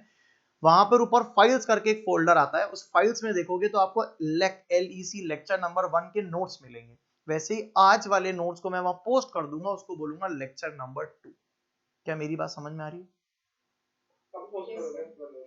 अभी कर दूंगा 10-15 मिनट में, मतलब एक बार पानी वानी पी लूं, क्लास खत्म करूं, है ना, फिर पोस्ट कर दूंगा। हाँ अभी तुम ये जो माइक्रोसॉफ्ट टीम्स पे जहां पे मेरी क्लास अटेंड कर रहे हो ना, यस सर, वहां पर एक फाइल्स करके एक ऑप्शन आता है। फाइल का ऑप्शन है तो वहाँ हाँ, कर दीजिए। वहां पे तुम्हें दिख जाएगा, अभी एकदम नहीं दिखता है, वो दिख जाएगा, मैं कह रहा हूं, पर लेकिन थोड़ा सा 1 या 2 दिन तुम्हें उसको समझने में यूज टू होना पड़ेगा। जब समझ जाओगे तो फिर तुम्हारे को खटाखट पता होगा सर इसकी बात कर रहे हैं। ठीक है ना? नया नया सॉफ्टवेयर है, तुम्हारे को नहीं पता ना, तुमने कभी इस पे क्लास अटेंड करी होगी, तुम्हें पता होगा। अगर तुम नहीं जानते तो अब समझ जाओगे। क्या यहां तक मेरी बात समझ में आ गई सभी बच्चों को? Yes sir. ठीक है, तो अपन मिलेंगे कल इसी समय पर 8 बजे, और इसके आगे का एटॉमिक साइज, उसके वेरिएशन और आयोनाइजेशन एनर्जी कल पढ़ेंगे। यहां तक मेरी बात सभी को कर क्लियर है? तो क्लास एंड करें आज? फिजिक्स की क्लास नहीं हुई थी? नहीं, अभी मैंने तुम्हें कल वहां पे जब एडमिशन तुमने लिया था तब भी मैंने कहा था अभी सिर्फ अपन केमिस्ट्री स्टार्ट कर रहे हैं, है ना? केमिस्ट्री स्टार्ट कर रहे हैं, उसके बाद में बैच जब बनेगा वो मैं बता दूंगा अभी तुम्हारे को, या तो मुझे क्लास के बाद कॉल कर लेना था। ठीक है सर। ठीक है ना? तो मैं डिस्कस कर लूंगा कि आगे का जो तुम्हारा बैच है वो कैसे अपन डिटरमाइन करेंगे। ठीक है, चलो मिलते हैं नेक्स्ट टाइम पे, आगे का टॉपिक पढ़ेंगे। Thank you, thank you sir. Bye sir. Bye बेटा।